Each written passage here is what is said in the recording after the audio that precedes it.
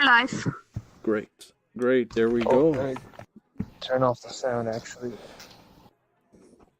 There we go. Let's see. Are we live? Are there people in chat? Let's see. Yeah, there we go. Do we have sound?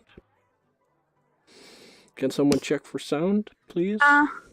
We have sound. We have sound. Great. Then we can get going.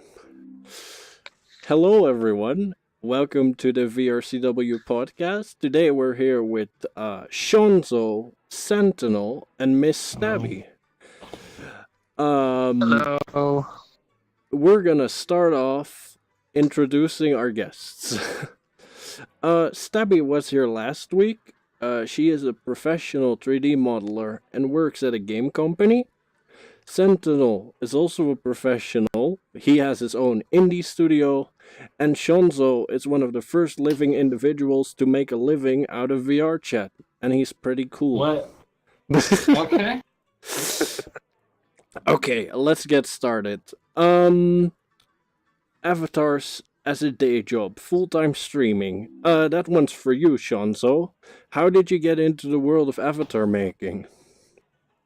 It's actually a pretty good question. It's kind of long, but I don't know if you have time for this. Yeah, sure. We have 2 hours. Okay.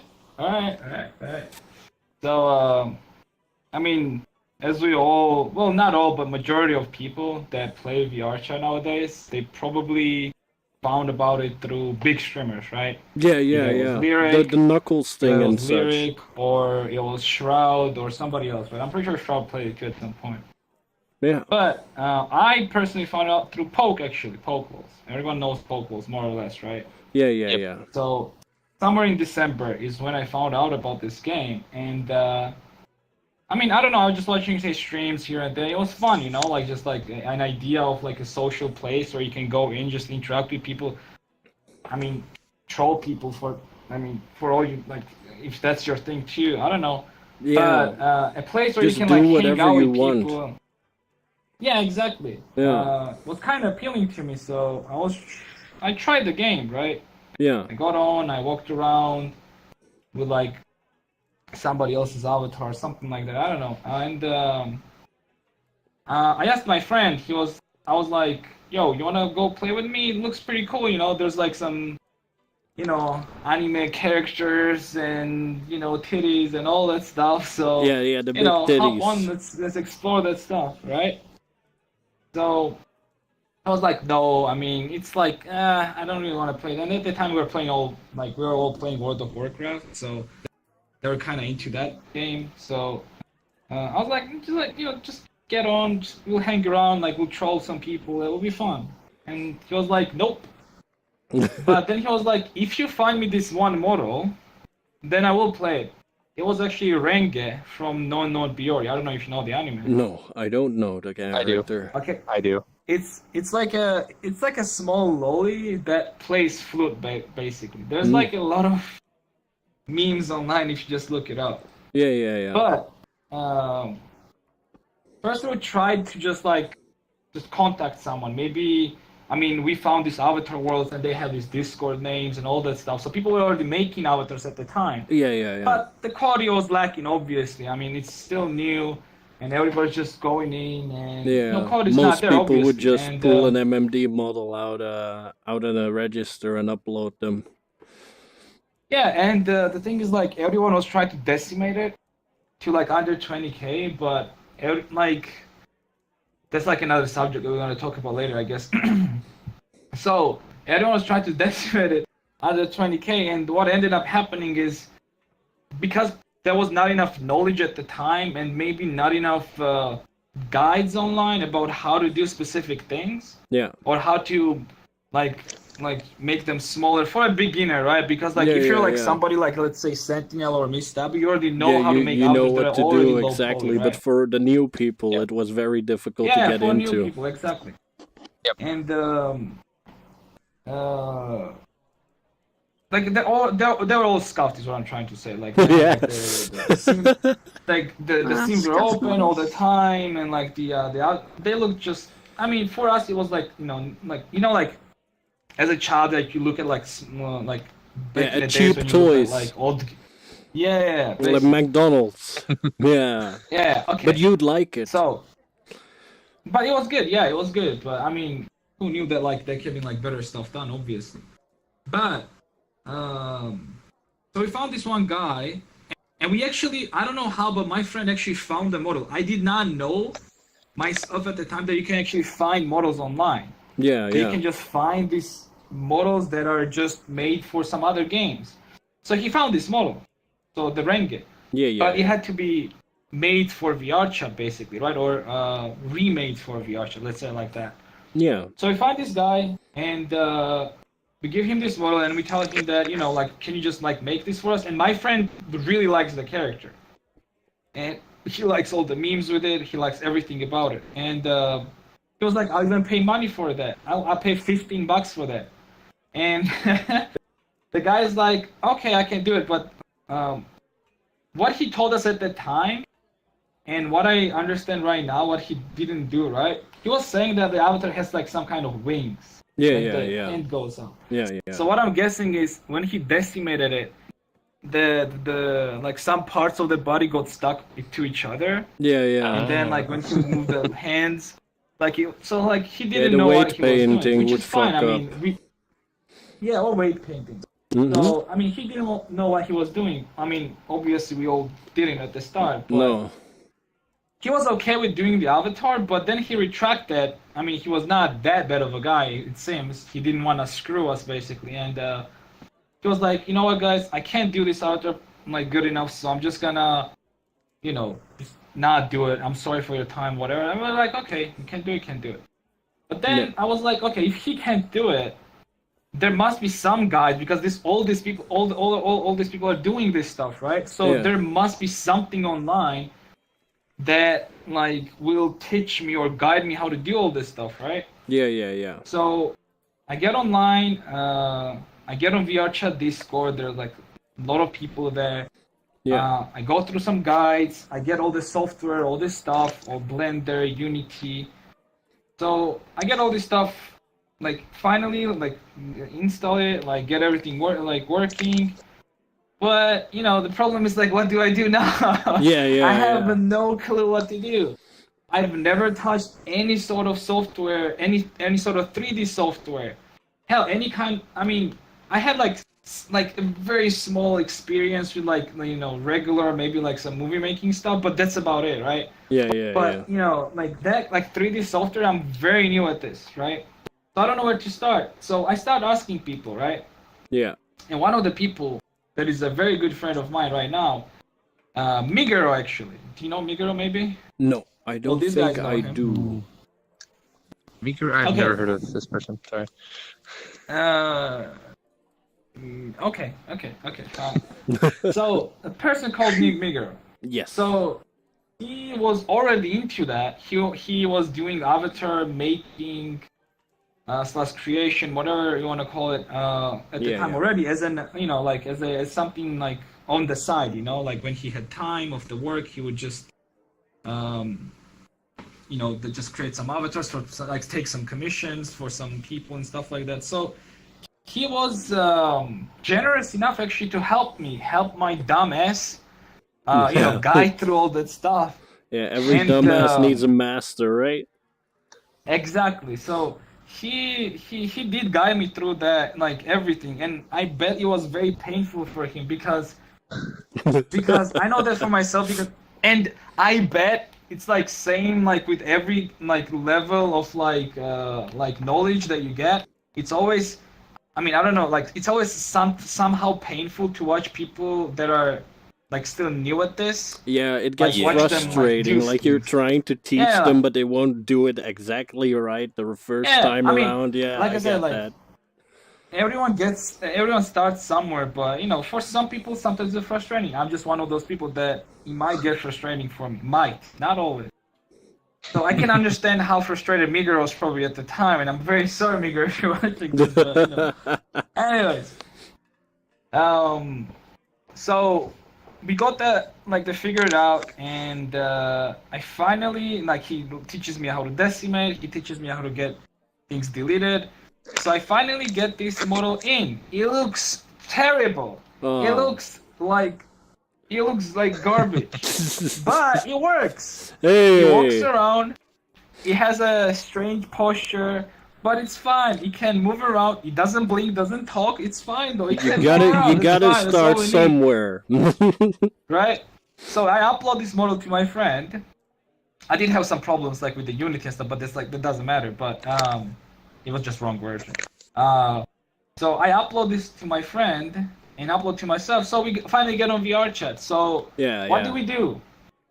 We walk around these two lollies, and I have a soundboard, and I'm just playing weeb music. Yep. Somebody who know me before December or before January, yeah, that's what I used to do. Yes. I did actually gain like quite a bit of friends through that because it's not just me who likes weeb music, obviously, right? Yeah. Or just memes in general. So that's that. And the thing is like, because the avatar was so bad, I tried to, redoing it. I went back, I redid it like a couple times to just like maybe get like a better result. Yeah, you didn't give in to the shit it was giving you. Yeah.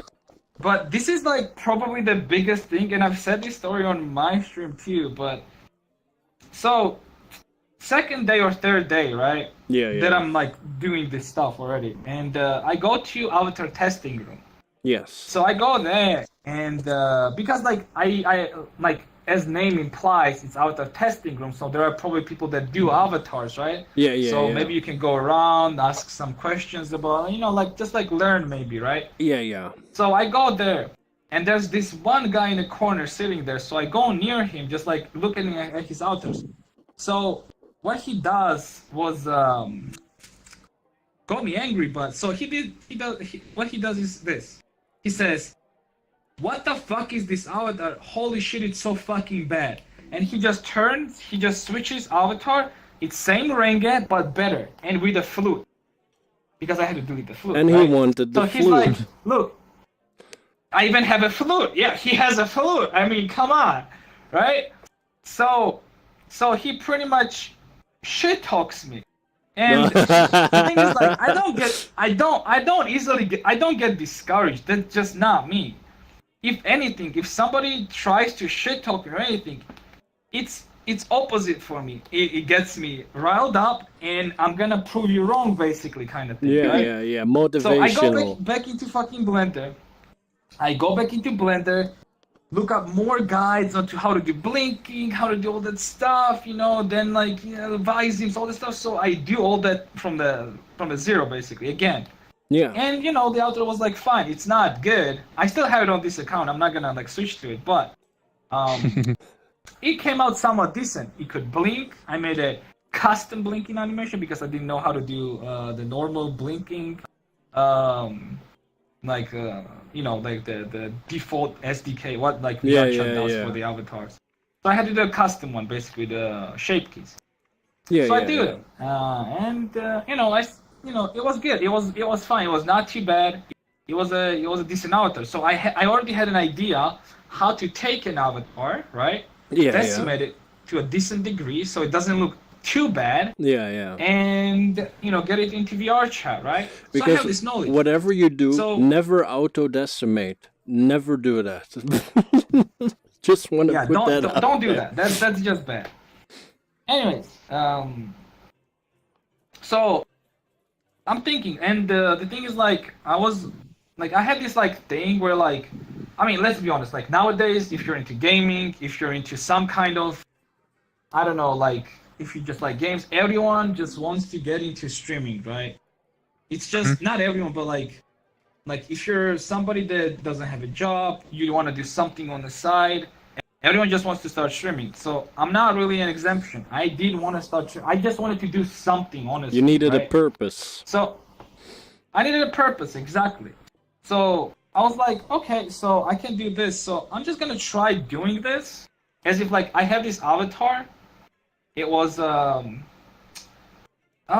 was from Attack on Titan. What's the girl's name? Mikasa?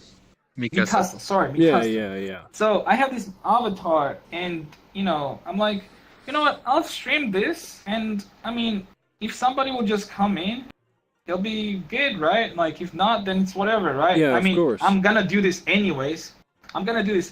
For myself because I wanna like see how it goes, and it interests me. The thing about me is like, I just like technical stuff, you know, like building something, creating something, fixing something, right?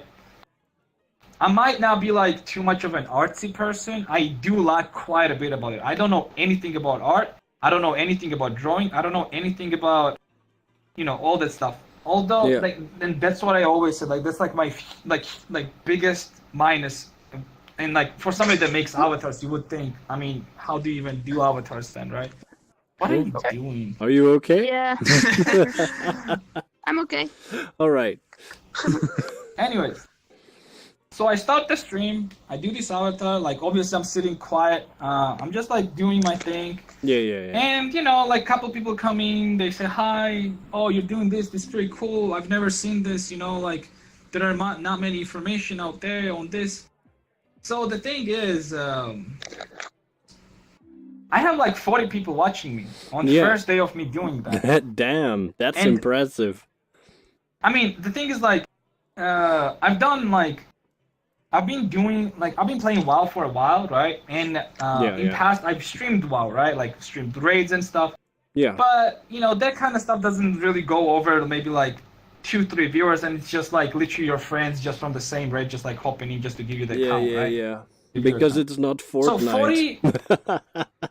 So 40 random people that have nothing to do with you, have never seen you do anything. Yeah. Just popping in and just like seeing you do that is pretty cool. Yeah, of course. So I was like, damn, this is fucking awesome. Yeah. I mean, if somebody experienced this like ever, like, I don't know how it was for others, but for me it was fucking amazing. I was like, I was just so fucking happy. I was like, what the fuck is happening? Well, I'm sitting here now. Now you know how I felt the first time you hosted me. We have 64 viewers, and this is my second stream ever. So I want to thank everyone here for watching. It's quite great. But please continue. So yeah, 40 viewers, they come in, and I mean, pretty good. And I had like a couple people already tell me like, oh, do this or do that. That's pretty awesome. You have like all these viewers and stuff like that. So, you know, I continue on. Like, I get on next day, I stream again, and you know, then I create Discord. You know, get the people involved. Yeah. Then I make Discord into something more like a community where people can, like, I mean, there's also VR chat Discord, right, where people help each other. But this is something like stream related, where like we can also help out. Then I do like requests. You know what, guys? Like, you know have what? like Request your some own characters. little I'll community. do that. Yeah, like request characters. I'll do them on stream so you can see how it's done, so you can do it for yourself, kind of thing. Yeah. Then over time, I do public rooms, so like people can, you know, like use most of my stuff. And, you know, over time, like me doing this, and I was not expecting anything, honestly. I was really not expecting anything. You were just having fun. Yeah, I was just doing avatars, and I was just like I said, like, I just like building stuff, you know? So doing that stuff was fun for me. So, like through doing that, I get like exposure in VR chat where people start watching. Well, people know that there's this guy that makes avatars, and they're not bad. Not too bad, at least, right? So I get people coming in, I get like streamers coming in, I get like all these things coming in, and they want avatars. But that had happened a little bit later. Now, why these people came in, I'll tell you a story about that. So, and this was groundbreaking, is what I call it. Yeah, sure, bring it to the table, man. Okay, so we all know, I found out about dynamic bones. Ooh. First, I was not really doing avatars with dynamic bones. I know dynamic bones very well. So I was like, this costs money, I really don't want to buy it. But, you know, on the internet, I bought it. Let's say it like that. I did buy dynamic bones. Okay. So I buy dynamic bones, and I mess with it, right? And people tell me like, oh, you can do this or you can do that. Oh, and you can do boob jiggle. And I'm like, wait. Hold on. You can make boobs jiggle. So the problem is not all avatars have boob bones, right? Yeah. I've been there. So you have to find avatars that have boob bones so you can make jiggle for it. Now, little did I know that you can actually make them. Make the boob bones. Yeah, the boob bones. Yeah. Okay, so we do that. So like we do that for a while, and people like that stuff. One thing that always sells. There are a couple things that always sells. Sex always sells, Boobs. right? Yeah. Anime titties always sell, basically, right? Indeed, they do. But I'll tell you something that sells even more. Oh. So anime titties always sell. So I do that for a while, but now the question rises. So I started doing like my own boobs already, like all over the time. I know how to do them because I watched on the other models how they're done. I got some experience off of them. I know how to do them. Like obviously I perfected it over time, or got it better. Not really perfected, but got it better. So I know how it's done. But now the thing is, if you can make boobs jiggle, what else can you make jiggle on a female body, right? Butt. First idea was butt, obviously, right? Yeah. I don't know if you've seen the clip, the infamous clip, if you can say it. The very first butt that I made that was jiggling. I don't think I have. It had like 40,000 views on the clip. It was literally the first time I did like butt jiggle on the model. Yeah. It was not great, obviously, but it looked pretty good. It was there, yeah. Yeah, so that's why it all started, honestly. Like, people saw that, oh my god, you can make that jiggle, and I already have experience with boobs, so that's when the people start coming. That's when Nuts came in. I don't know if you know Nuts. Nope. That's why, like, all the, do you not know Nuts? I don't think I know of them, but I don't know them. Okay. So Nuts is like one of the other big, she used to be big VR streamer. She doesn't really stream that much often right now. She used to stream with Chips. So that's when like she comes in, and they how do I say this? They shower me with donations, and I cry on stream. Yeah. Cry on stream. Yep. Wow. Nothing wrong with my that. My first and last time crying on stream from it. Actually, yeah, my first and last time crying on stream. Yep.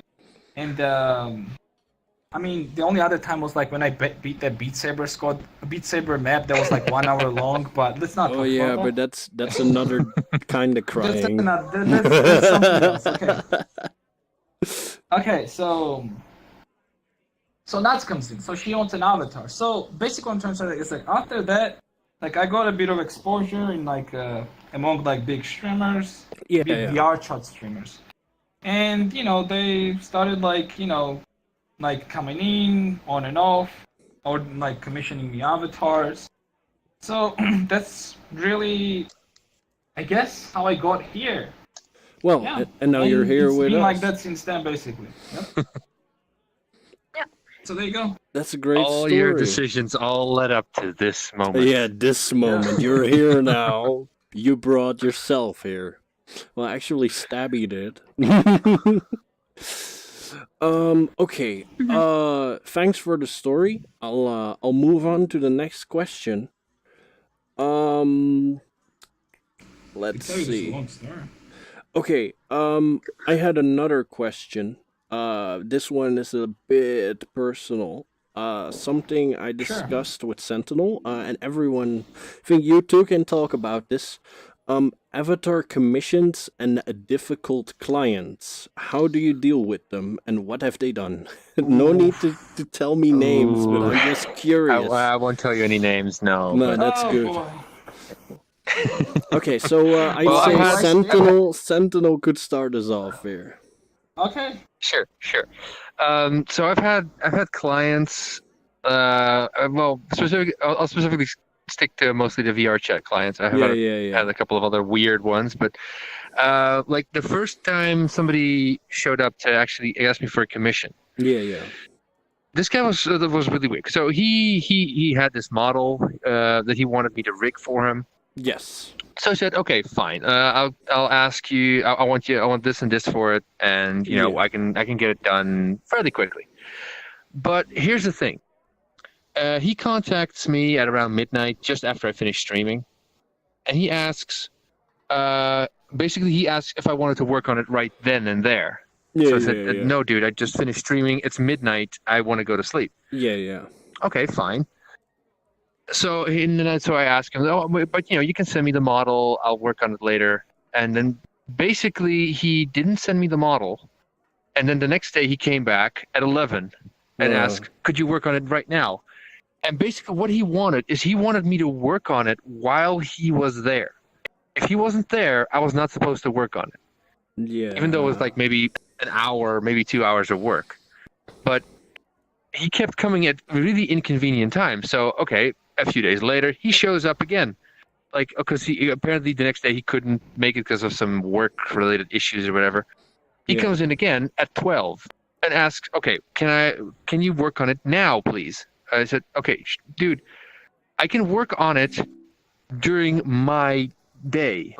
Like if you want me to work on it, I'll have to do it either." When I'm streaming or when it's daytime for me, so I actually have the time to do this. Yeah. And then he got pissed, and I never heard from him again. And before that, I've had several clients like. Okay, I mainly do models from scratch. I work. They come up with me with a picture. I want you to make this for me. Yeah. Okay, and then they say I'll give you $40. Exactly. Yeah. Like, people who play, a lot of the people in VR chat have no concept of how long it takes to make a model from scratch. Because they think, okay, well, I can just grab this model from DeviantArt and it cost me nothing. So why would these people are giving their models away for free? Why would I pay you for $500 just to model this thing for me? Yeah. Not everybody is willing to spend like a month or like 3 weeks to a month and a half working on a model for you for basically peanuts. Some people will do that. There are people who do that, and of course, but then it's more like a passion project, like something they'll get into because they like a lot as well. For you, exactly. When someone comes to you and they're like, usually, yeah. I mean, and usually those models they're basically for free. Like they're gonna put them out there regardless of whether or not this person commissioned them. Like I don't know anybody who does like personal commissions that they don't like put on a public world for free. Yeah. Like if you want like somebody come up to, for example, if somebody were to come up to Shonzo, I don't think you would like put an avatar like for example, you made this avatar and they want like a specific thing that would make it personal to them, and you probably wouldn't do that for free, right? Like you'd make that for them and not public. Yeah, obviously. I mean, Yeah. But yeah, like I said, people in VR chat have no concept of, well, the majority of people have no concept of how expensive and how much time it actually takes to make a model from scratch. Yeah. So, but yeah, I wouldn't really generalize that, honestly, but let's say like this. There's always people that don't understand like specific like I guess what goes through like making things. Yeah. Well, people don't understand how long it takes. And not only that, people simply don't understand that time equals money. Yeah, exactly. Time that you put into making that model that you could have spent doing something else, so you can have enjoyment for it, actually costs money. So it's not more of a people of VR chat thing. It's more of a people of that not of VR chat because people of VR chat understand that. It's just people that just come in for like a week or two that don't understand. Yeah. Okay. True. Yeah. No, that's. But that's right. Like that was one of the big problems I had when I first started wanted to do commissions for people. The moment they heard my prices, they either ran away screaming or nope, or they would chew me out for like overcharging or anything. In truth, if I were to charge industry rates, like rates that I would charge big companies and stuff like that, like they would not even the people who are willing to pay for avatars would probably be looking at me because I've done I've done work for Hasbro, where I charge just for modeling it, for modeling the figure, $1,000. Yeah. Yeah, and then they don't get anything else. No rigging, no textures, nothing. Your rate for full avatar is very generous. And industry made models are made for mass production and stuff, so they don't really care how much you ask as long as you deliver. Exactly. Yeah. That's true. Okay, plus I don't have full time to work on this. Exactly. Yeah. Stabby, did you do freelance modeling work at your at some point? I haven't done any modeling work, but I have done work with creating virtual reality applications and stuff. Oh, have you had any difficult experiences? Involved modeling, but well, regarding clients, so far I've been pretty lucky regarding that. Didn't have any weird stories of clients backing out or doing weird stuff. Yeah. Oh yeah, I'm pretty. That's nice. And currently I'm doing this as a sort of technical art as a day job at a development studio. So. Yeah, that's nice. I heard the studio is very fun. You told me about it. Yeah. And you, Shonzo, difficult clients. Difficult clients. Oh boy. Okay.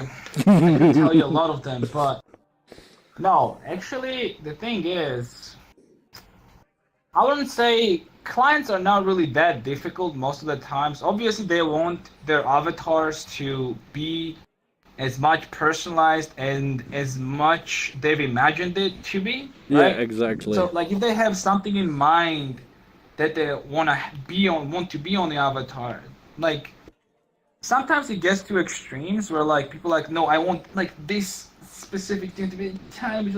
I mean, that kind of stuff is fine as long as I can explain to a person that I always explain that too, because I tell them what you have in mind and what you're telling me to do might not be the same thing. Because you have your specific vision of what you want the avatar to be, and I'm just gonna make it as it goes, the flow, I don't know, something I've done a lot of avatars where they started out as something different and ended up being something completely different, right? Style wise or what was on the character or the coloring or all this stuff, right? Mm-hmm. So I don't know. Mostly, it's just people, same as Sentinel said, people that don't understand what goes through it. And I'm not like these guys, right? I don't do stuff from scratch. Not yet. I do want to get to a point where I actually model my own stuff. Yeah. And do my own actually from the ground up. Yeah, which would be great, of course. Yes, obviously. With your experience in Blender. What I do basically is, in general, is I take models, right, and I put them together, right, simply speaking. But simply speaking. It's not just that, obviously. As I've seen on your streams, is that you make them thicker.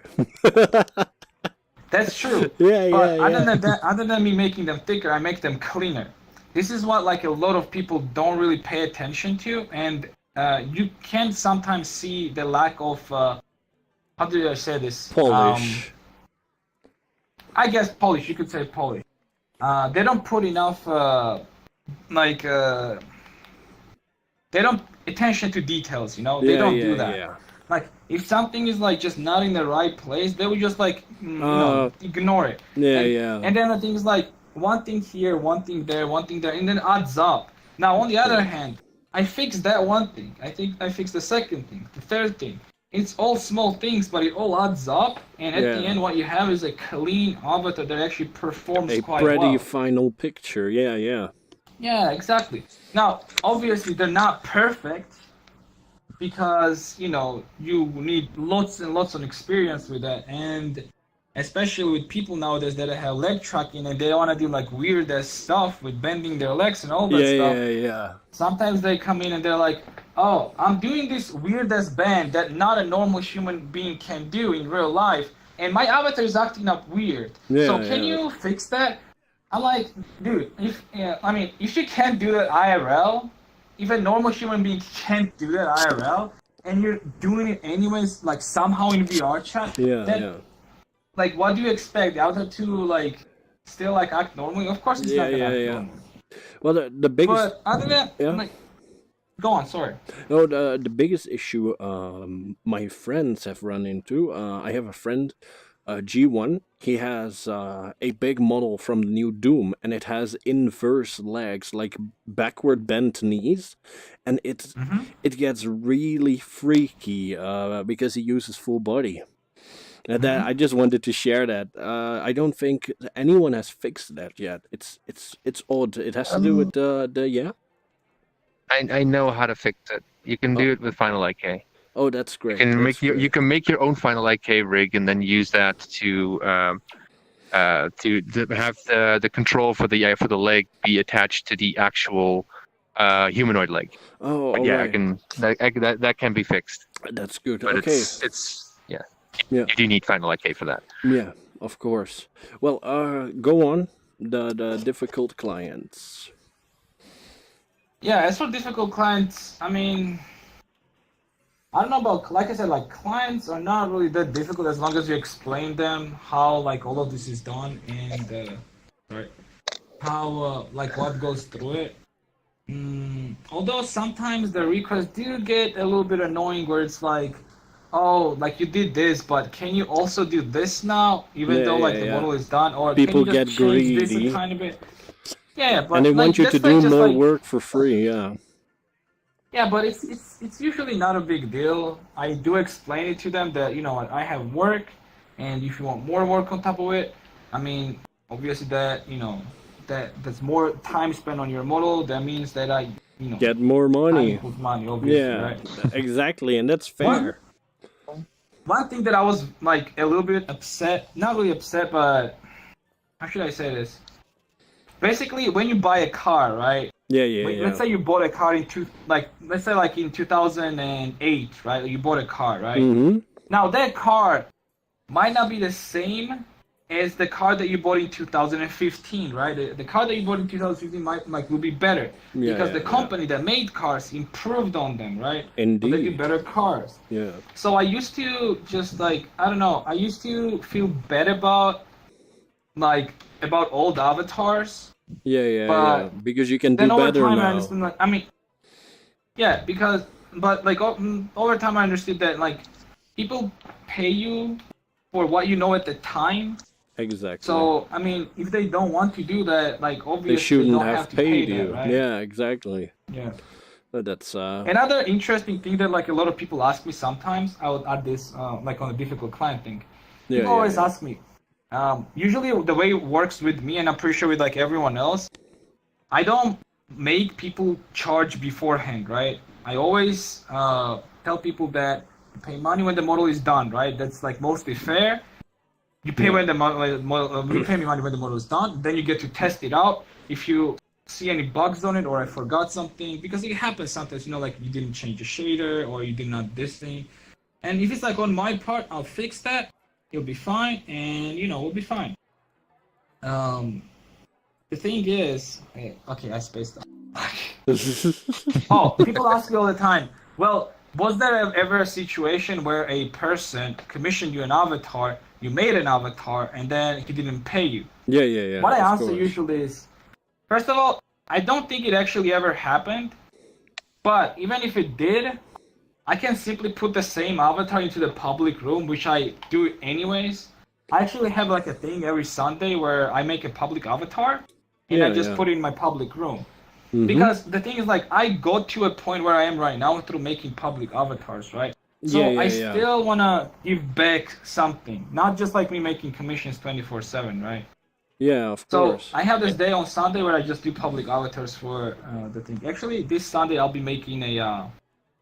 I'm gonna try to combine Mia from Monster Musume and make it to a lowly version of it. Oh dear. Are you gonna make a small snake or? Yeah, small lowly snake basically. Yeah. That's cute. Nice. That's nice. Make sure to give her a fresh coat of paint. Yes. Yeah, no, I might be checking that out. I like the character. I like you, so I might be hopping by. Anything else on difficult clients? No, not really. That's pretty much it, honestly. I don't know. You got Well, I mean, something?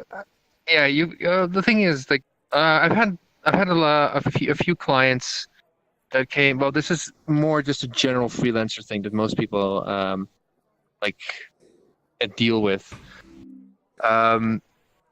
Stuff like just clients that don't actually know what they want. So you have a client. They say, "Okay, I want you to make this character, and it has to do this and this." Yeah.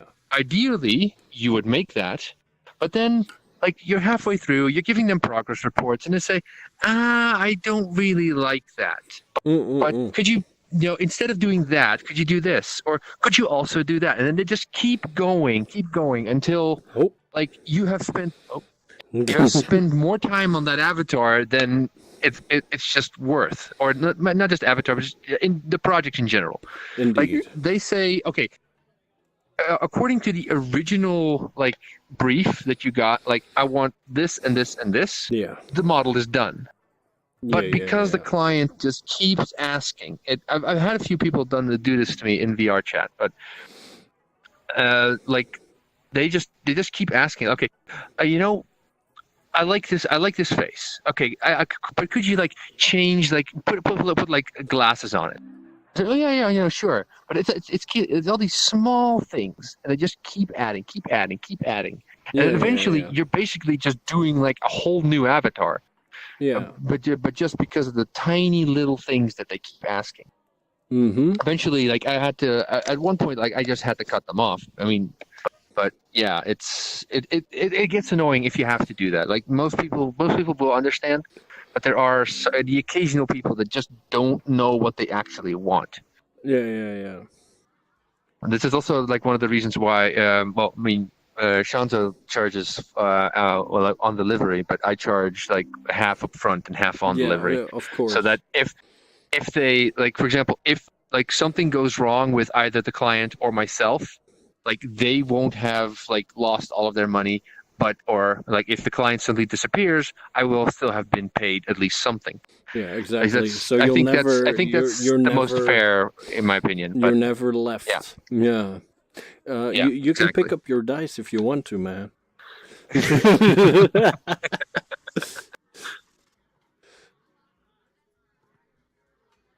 Oh. But yeah, no, it just happened. There's another one on the table over there. Fuck. All the fireworks. My controllers are bugged. Okay. There we go. Oh, there's your dice. Intermission. We got it here. We got 2 dice now. There we go. Okay, yeah, but I think that's fair too, especially for like multi-week projects from the ground up.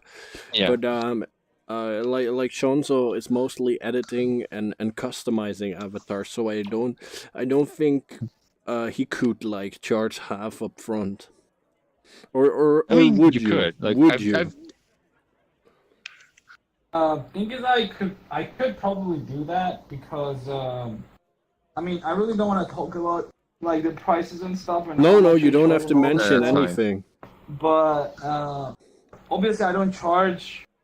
I usually charge reasonable price. Yeah, When models are just like, I look at the model, right? I give like a general quote, and if models usually take less time than I expected to them, and usually I do model in like 2, maybe 3 days with like the fixes and stuff. Yeah.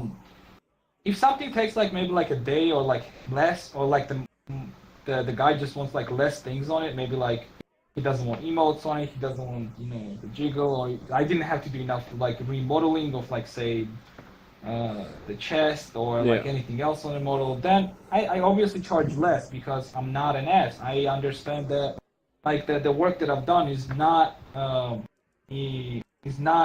same as what I'm charging, so I usually do like for less too. Obviously, a lot of people told me that I'm stupid for doing that, but I just feel bad because when I I'm not trying to be an ass about it, basically, right? No, and if yeah. I know that the work, like, it was like less work, why should I be, given more money for it, right? Yeah. So yeah. But I don't know, like, for the thing is, like, I always have a backup, as I said, where if a person just doesn't want it, yeah, you can at the end, I can just put it in public, yeah. right? Which still is like fine, because like commissioned avatars are actually one of the better ones that I have in my public room, because I don't get to do as many public avatars nowadays, right? Yeah, Except, of course. like, I try, not even try, I do like one a week for sure nowadays, but still. So yeah, it's not really a huge deal for me, I guess. And there's a trust thing, right? Like, people trust me nowadays. They know who I am. They know that I'm not gonna do like anything shitty. Plus, I stream all that stuff, so they understand that. I'm not gonna go anywhere basically with that. Yeah. That's important. Like a trust factor, especially in VR chat business kind of ways, is very important.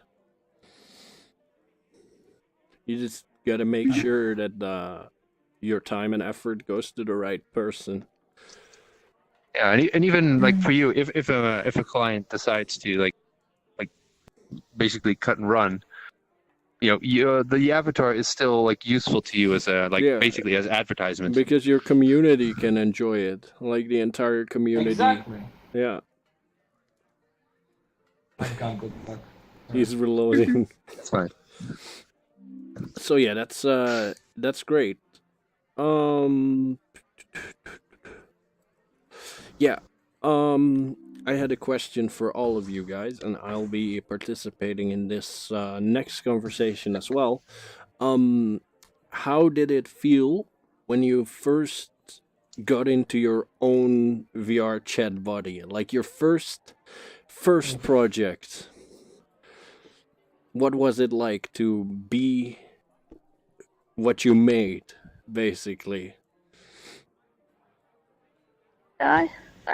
Sure. Yeah, sure. It was pretty cool. I initially worked on this model like for Portal mod I made like a few years ago.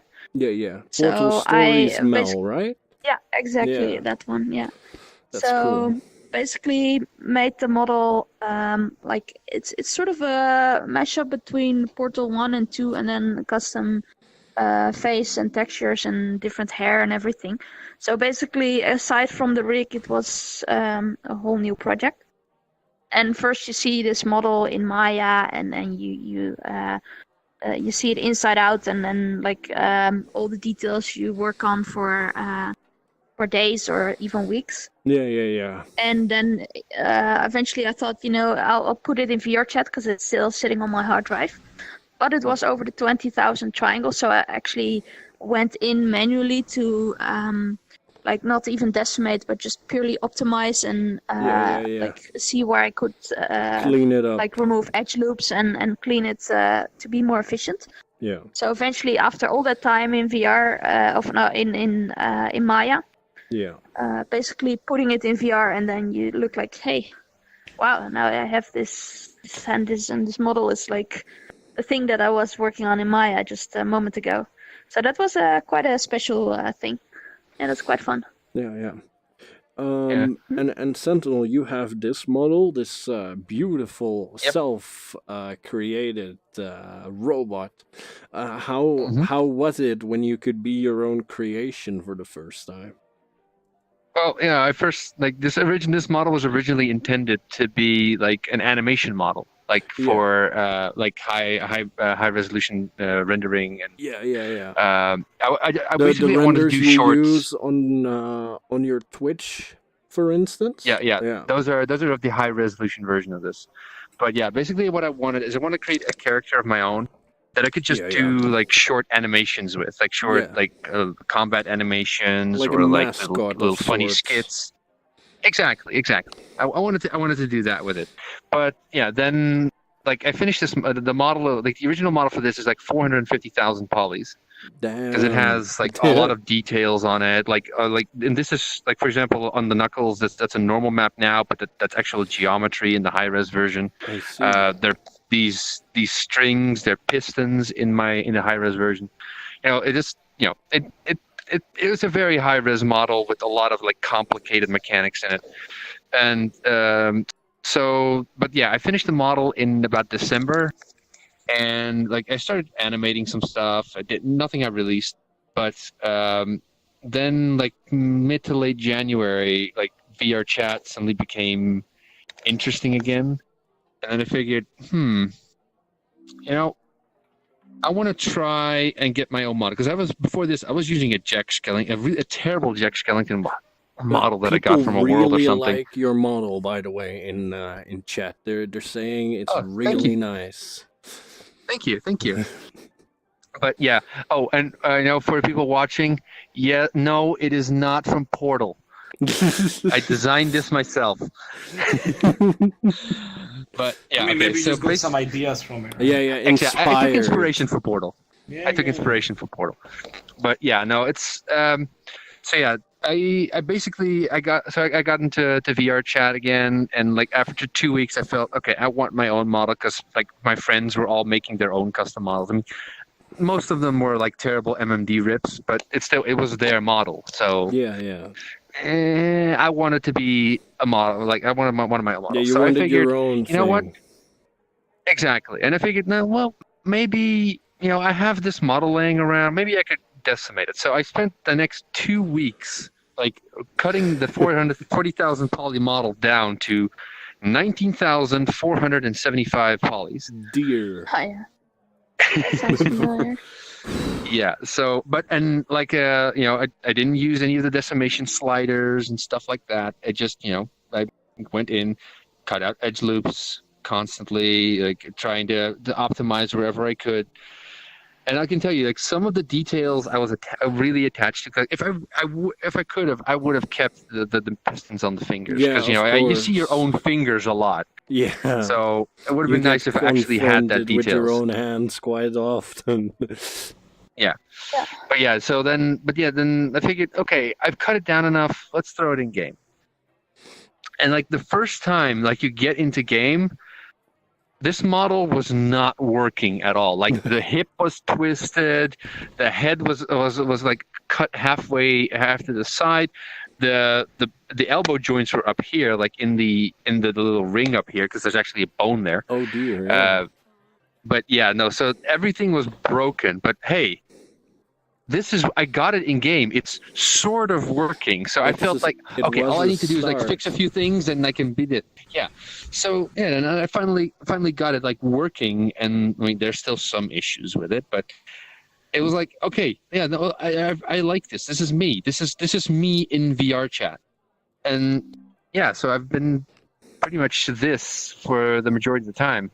Yeah, and when except did for you when join? I'm using full body, because I originally joined in February of 2016, same as Stabby. Dear. But I only played for like a month or so, but didn't really stick around after that. When did you come back? Mid to late January. Like basically somewhere in April. Yeah, because basically a few friends of mine, they were not actually my colleagues. They were watching a video on at work, and I was like, "Oh, what is this?" And, oh wait, I've played that before. Yeah. And then basically, they are of the opinion that VR chat is just a bunch of degenerates running around in anime characters, and basically they hate it. So I figured, you know what? I'm gonna play this again, see why it's gotten so popular again. And since that day, I have logged in every single day. Yeah, it's kind of addicting. I have to admit, I myself, I got into VR chat February as a desktop user. Back then, I had no interest in buying my own set and such. But as time progressed, I met more people and friends who were once desktop, bought into the VR. They started to be able to use their hands, to move their heads, and then I got interested. So exactly. So then I got my VR helmet, and like I wasn't sold about VR until the moment I put on my headset. That's when you're sold. Exactly. Because I had no idea. it's so hard to put that in a describe trailer. VR to people.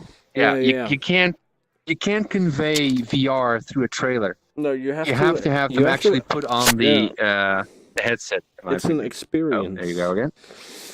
It's an Yeah. experience. And that's always the thing, like when you are in VR chat, it's all quite nice. But always when you look back screenshots or like even captured stuff, like if you don't know any better, it's like, why does this look like a game from 10 years ago? Yeah. If not Well, more. especially like the trailers are very misleading. Not really misleading, but more outdated. What the game was back then isn't what the game is now. Just for the people who are watching or are familiar with the Knuckles meme, that's over.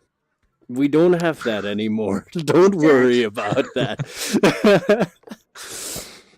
So yeah, you still see the occasional straggler. But, the latecomers. It's not like there's 700 people in the Ugandan world right now. Yeah. Oh, that like was back in January. Yeah. Sorry, you're talking about that, but it's actually funny because that meme actually at some point took whole another meaning because it actually leaked into real world in a way where my friend told me that there were kids yelling at school. Do you know the way? Whole thing. Exactly. They were just running around the hallways and just yelling that. Yeah. So, yeah. That's when you know you've gone too far. Oh yeah. Yeah. I've seen it in multiple places outside of VR chat. In order to keep this game alive, I think that the people behind VR chat should update their trailers, like really get it out there. How fun they it are is. actually They doing are. that. They are actually they are. I'm It's glad. not been released yet, but they are. I'm glad. That's also why they're doing the dev vlogs now and that sort of stuff. Yeah. Just No, to they did quite improve on that, dude. Yeah. We watched the first one and we laughed at that so much. Yeah. That was something else. But I'm glad they're improving. I'm glad because I really don't want to see this game go anytime soon. I don't think it will. Neither. I mean, it has a dedicated fan base. It has lots of. Let's say like this. Yeah.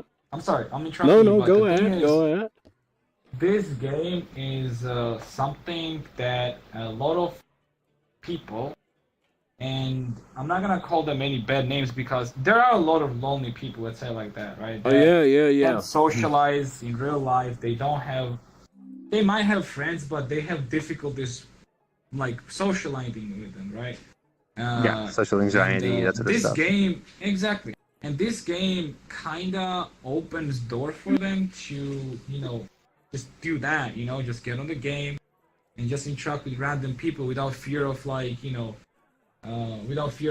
them knowing how you look or how you dress or what's your It helps to give like a sense of security and anonymity, and it can help people really open up and meet new people. Yeah, and I think that's great about this game. The thing is, like, it lowers the barriers. Barriers like nothing else. Nowadays, with the whole, like the way world works, I guess you could say, that we're just all connected through internet and stuff. Yeah. We do get like less and less of like IRL interaction. Yeah, we get more and more this internet interaction. So I think game like this, if with a good direction, it's not gonna die. It's still gonna stay there all the time because it's a social game. You'll have a lot of people that'll stick around. A lot of dedicated fans, a lot of users. It's not about fans. Like I said, it's just something that you can get on and just hang with your exactly. If you go to it's much better than just a Skype call, for instance. Yeah, exactly. It's much more personal than sitting around with your friends on TeamSpeak or in a voice call, and that's what I like about this game. That's what I really like, because you can read someone's body language, you can hear someone's voice, you can see someone exist.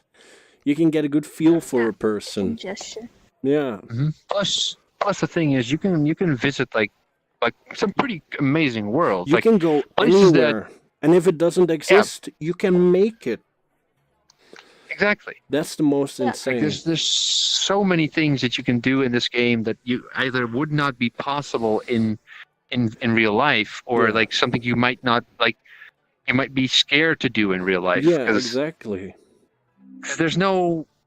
I mean, there might be like social consequences, but there's no physical consequence to you doing something in this game. And even though that social consequence might be there, like it helped. I've met a few people that have actually felt like VR chat has helped them either improve or like get over their social anxieties, and so that they like walking up to people. Or at least they're more comfortable walking up to people in real life now because they have a lot of social interaction in this game. Yeah. And I've seen it myself. My best friend, he's also part of our friend group and the game. He's been really growing as a social person ever since he got into this game, and it's just really nice to see what a bit of like online friendship is what I'll call it can do to someone. It can change their life. Mm-hmm. It's wonderful. Yeah. And Shonzo, how was it when you told us you First had time? the avatar? Yeah, first time VR character. Oh boy. So the first thing that I did when I got VR, obviously I just like launched VR chat and just got on. Yeah. Thing Because is, like, you didn't I have, have it. Did you have it when you started playing VR? VR. No, I didn't. I bought it like 2 months ago, maybe 3. I'm not sure. I was funded by all the commissions and the people that came to my stream and all that stuff. So yeah. So first time I got it on, I was. I don't want to say I was disappointed because I wasn't. The thing is, like, I have like seasickness, so like I get like really seasick during, motion like, sickness, car rides and stuff like that. Motion sickness, there we go. Yeah. So yeah, it did not really work that well. But I mean, I soon realized that if you just sit down, like it's not that bad. Yeah, actually the first week, because I played this game and then 2 months in, I too got VR. The first week, I had to take it real easy because I would get dizzy and nauseous. It was quite the experience, but you get used to it surprisingly fast. I mean, you get used to, say, like, if you play like VR chat over and over again, you get used to like specifically to VR chat, but like, say, like, if you try something else, like some other game, the motion sickness is still kind of there, but it does get like a little bit better. Like, the only thing, I mean, it was amazing, the whole like thing, like it's very immersive. Like, like you would like, I did not believe that like it was actually that immersive. That like when you like look through this, it's like. It's not even looking through window at this point. It's more like you have glasses on. It kind of blocks your vision on the side because you don't have full FOV, obviously. But you kind of have glasses on, and then everything else is just like there. It's actually there. Yeah. The only. I was not really disappointed by this, but I was actually kind of expecting like the whole picture to be like a little bit. We just reached 100 viewers. Thank you all for joining in today. You really appreciate it. But yeah, motion sickness. Not really motion sickness. I mean, like I said, like the one thing that I was not really disappointed, but I think this will be better with like more and more VR. Like the VR actually improves. Is the quality. Yeah. Because right now, if you're sitting in like Oculus or normal Vive, you can't count the pixels. You still see them, is what I'm trying to say. Yeah. So it's not. It doesn't really blend in very well. Yeah. So I feel like they are gonna improve that over like newer models, like the the DPI will go up, and like they're gonna Yep. do like bigger screens probably with better That and FPS. better lenses, so you don't get the glare constantly. Yeah. And I look forward to that. I think we all look forward to a more Oh, like more immersive, more refined VR experience. Because even if what we have today is astounding, like sometimes I look back and I'm like, oh, 2018, look what we can do, right? But it's not perfect. It's not. You can still count the pixels. You have like black bars on the side of your vision.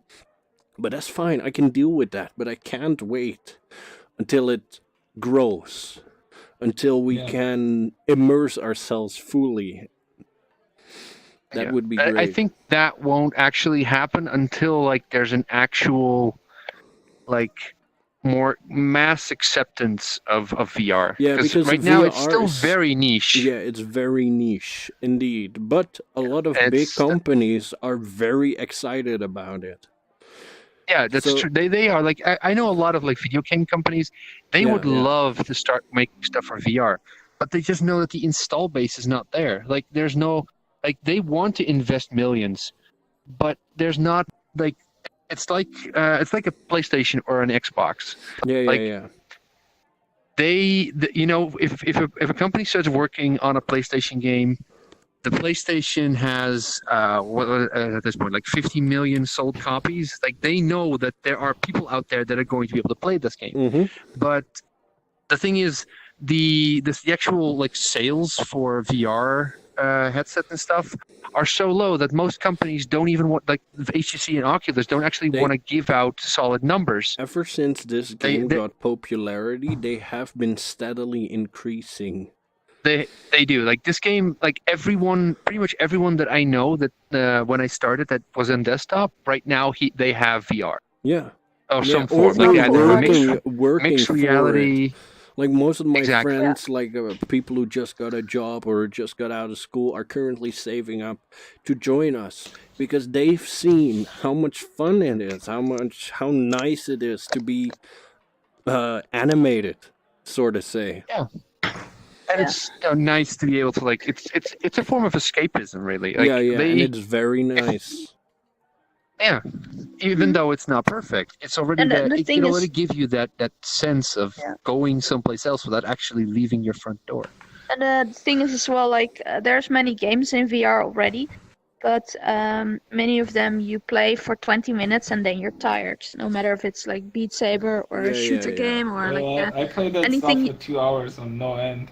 Okay, you got the excess. But basically, these things are very tiresome. I'm kidding. But and of course, with every new game, you have to spend money on a new you know game. what my issue is with like active games? Like I'm a big fan of Robo Recall, and it's very, very fun.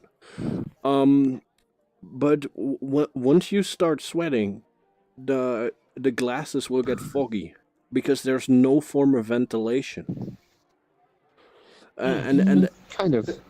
No? That's interesting you said that they get foggy, but like I just said, I played Beat Saber for like every day, like for 2 hours at the end of the stream. Yeah. And they don't really get foggy. They do, like, they don't even get wet. The pad itself does get pretty wet. Yeah. But as for the actual glasses, I don't know. I didn't have that problem. My issue is I'm wearing glasses underneath. And that doesn't ventilate. Sure. Okay, yeah, sure. That's that makes sense. Here's the. I'm in the same boat. Like I have glasses too, but for me, the screen, like if I'm playing Beat Saber or some other intensive game like Audio Shield or something like that. Yeah. My glasses don't fog up until I take the headset off, even a little bit. That's when they fog up. As long as I keep it on, it's fine. Like the moment I take them off, that's when... It's like now what you get is like a pocket of hot air because the headset itself is warm, and then the your cold face air is warm makes as it well. foggy. Yeah. Exactly. Condensed on your screen. Yeah, but that's If as long as I don't take the headset off, it's fine. But then that's That's nice. But yeah, are you guys content with how VR is right now? Like, what we have, is that... Are you happy with that, or are there things you'd like to see in the future to change, like short-term kind of thing? I mean VR chats or like VR in general? Both. Anything. Just throw it out there. What would you like to see? Better controllers. Yeah, for the Vive. For the Vive, yeah. Well, Valve is working on those.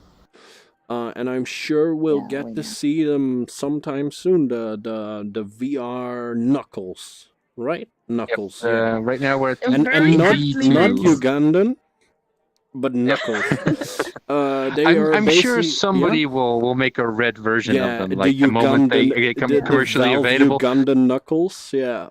Yeah, somebody will make like a red one with like Ugandan stickers on it or something. I should just replace this controller in my hand here with a Knuckles, and then I've got the Knuckles. I got controller. Knuckles controllers, yeah. But yeah, they're basically they look a lot like the Oculus controller, except they're longer. They have a pressure sensor in the grip, and it's gonna break so fast. And the touchpad on the top. They have a touchpad, and you can strap your fingers in. That's why they're called Knuckles. Yeah. Yeah, but the Oculus already has the analog sticks. Yeah. But they will have it as well. An issue. Yeah. Yeah, go ahead. Go on. Sorry. Oh, okay. My issue with most properties that are currently being developed within VR is the rejection of free movement. Like most games are even like big titles like Doom VR are based on teleportation rather than free movement. Not entirely. Like I've recently bought Doom VFR, and you can walk around almost like in VR chat that way. Oh. The thing is, they made a few changes to that game that I personally don't agree with, because movement is what's the word? It's not. It accelerates and decelerates. Oh yeah. Which is the thing that kind of makes you sick, because I do get a little sick when playing VR, even though I can play this for hours. Right. Yeah, it needs to the moment you let go, you need to stop, because that's what your brain thinks. You give the command to stop. Your brain thinks VR, I should be stopping now. There's just one rule that you should keep to, at least when you want to keep people in VR without getting sick for hours. Is make sure that what you see matches up with what your inner ear feels. As long as those two are the same, then you can do whatever you like.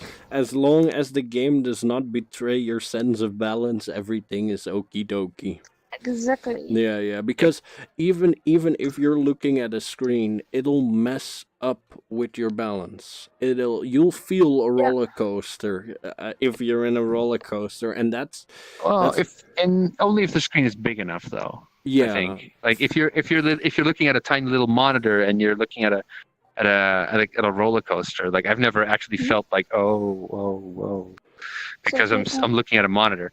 I think, but I have had it like when it's like a really big theater with like a bit of a curved screen, then you look. That's when I have felt it.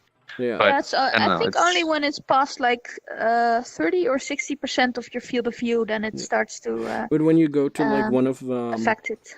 One of those VR theme parks, I'm pretty sure you guys have been there, right? I haven't. Mm-hmm.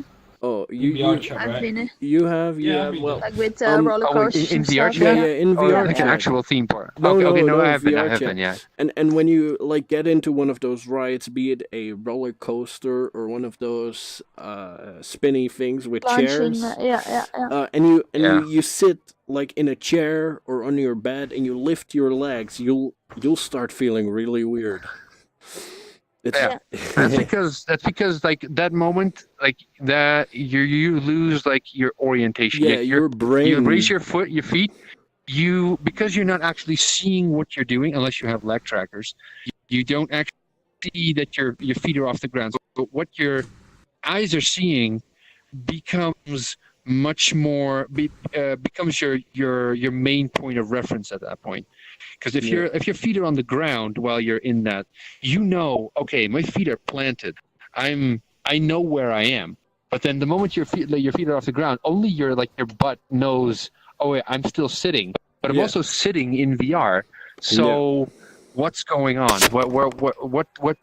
Which sense do I listen to?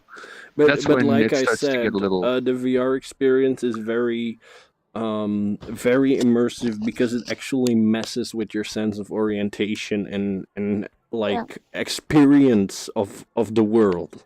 Yeah. The thing is as well, like, one of the only things that VR can do that no other medium can do is you can actually perceive scale and distance. Yeah, that's like even if you go to like a 3D movie or like an IMAX and stuff like that. Yeah, everything is as big as they want them scale. to be. Yeah. Like here we can see this dice is exactly like the size of 1.5 centimeters big or something. Yeah. Or this is like 20 centimeters or 15 centimeters. Yeah. But if you see that as a screenshot without anything around it, it could be the size of a building or the size of a thimble, and it will exactly. If not, you would just be discernible. hold this mug in a green room without like anything, just post a screenshot, nobody can tell how big it is. But we can look at it, we can pick it up, and we can say, this is about like 20 centimeters. Yeah, that's really nice. Yeah. And that like allows you to make use of that or abuse it by like creating experiences that are either very big or very small or very close to the player. That's for instance initially when they showed off the Vive, there was this demonstration with this underwater scene with a whale that swims by. And then suddenly you can actually see how large the whale is compared to like your own scale. Yeah. And then it's really impressive.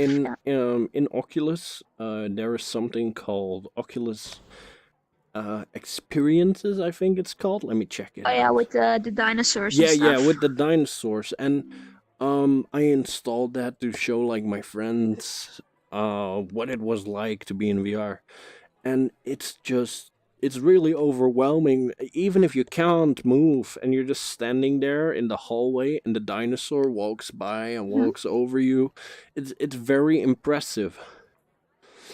Yeah, because you can purely perceive the sheer scale of the object. Yeah, you can finally almost feel the dinosaur. Yeah. Exactly. I did the thing is, I showed that whale demo off to my mom. Yeah, she actually got scared. Like she wanted to throw the headset off. So I haven't had that yet. Well, there's one section of that Oculus demo which involves like microscopic animals and parasites, and I didn't like that. I felt like I was the same like thing is, like when you got from Valve, they have the lab demo where you do like the robot repairs. Yeah. They're like at first when you see this like this Atlas robot walk into the room, you can actually see, wow, it's actually quite a big robot, like almost 2 meters tall. And then actually later on in the demo, you have to open a drawer where you see like tiny little figures walk around as you open the drawer, and they've seen you and started worshipping you. But the thing is, because it's so small, you can see like the tiny little desks and the tiny little computers, and you can actually perceive that it's like the scale of like a model, like a maquette. Yeah. That's really interesting. Yeah, it's very interesting. Okay, let's see. This one's for you, Shonzo, if you're still with us. Of course I'm with you. It's a little bit later, right? No, that's fine. I was joking, don't worry. This is something that concerns you all, and I've been seeing this. You basically do porting models and cleaning them up as kind of a job, right? I guess, yes. Yeah. So what do you think of like I've seen people, and this is no joke, but people ask like $50 for just porting an MMD model, and people buying into that. Just a simple port. What are your thoughts on that? I I can answer this in two ways, but yeah, personal, like not a business. Like, no. The thing is like, whatever I say right now may be perceived like differently, but I'm just gonna warn you that it might be perceived differently, and then I explain why. Yeah. First of all, what I think about, like in general about that, not about that subject, but in general about if somebody tells you that this costs this much and you pay that much.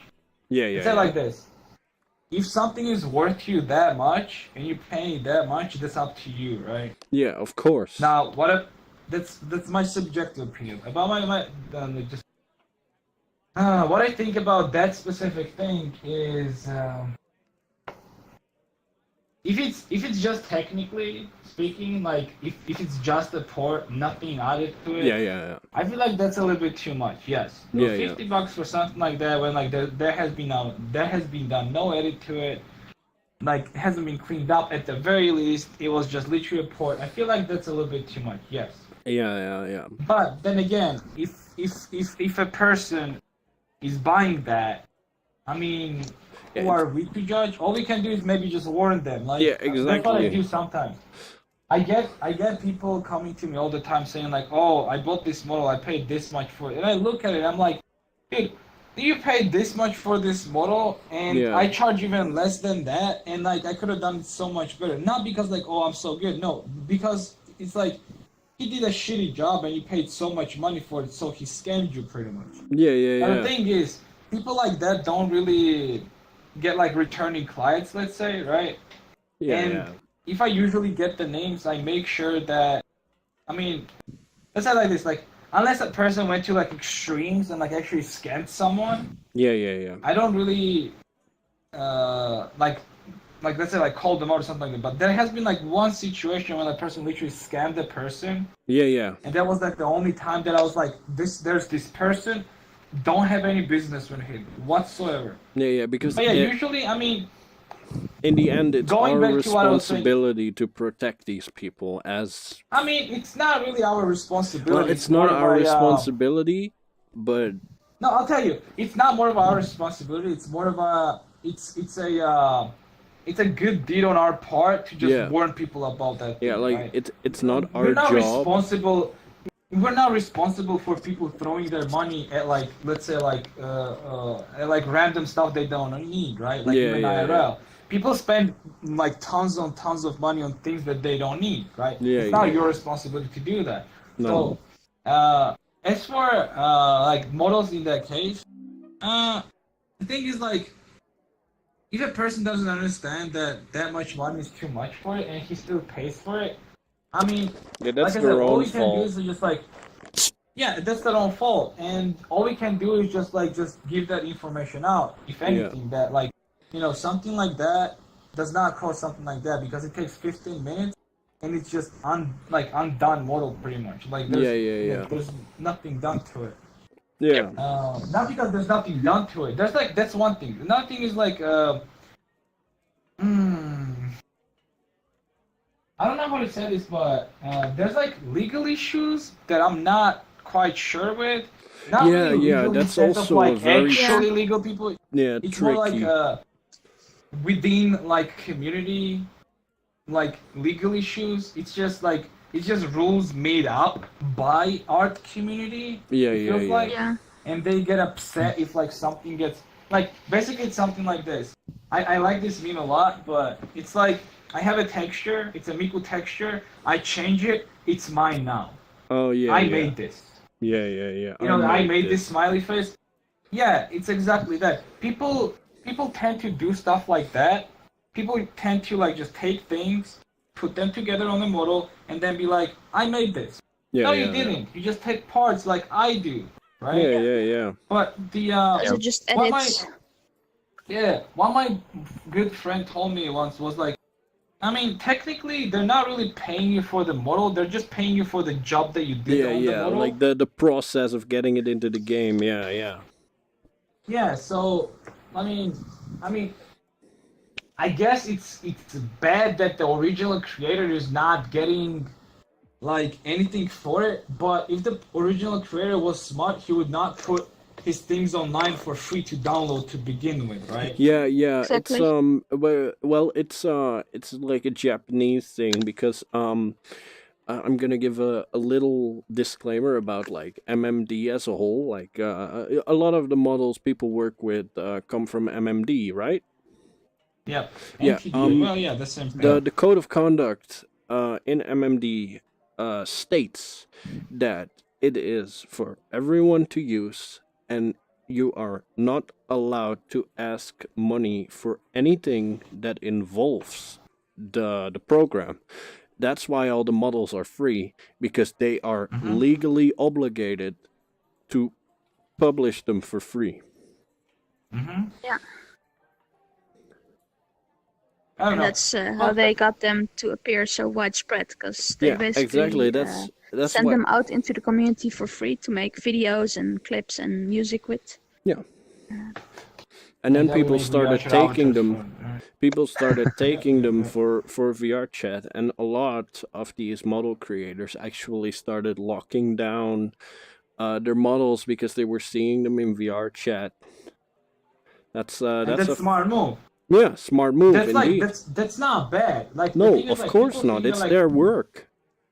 Yeah, it's their work. You should protect your work. You can't just throw your work like don't get me wrong. Obviously, it's bad that like they're getting misused, but it's internet. You have to like you can't just like put like your pie like outside in the street and be like, oh, don't take this pie. Obviously, somebody will take your fucking pie. Yeah, right? yeah. Someone Yeah. someone Yeah. at It's Like, some here's a point. download link, but you can't use it.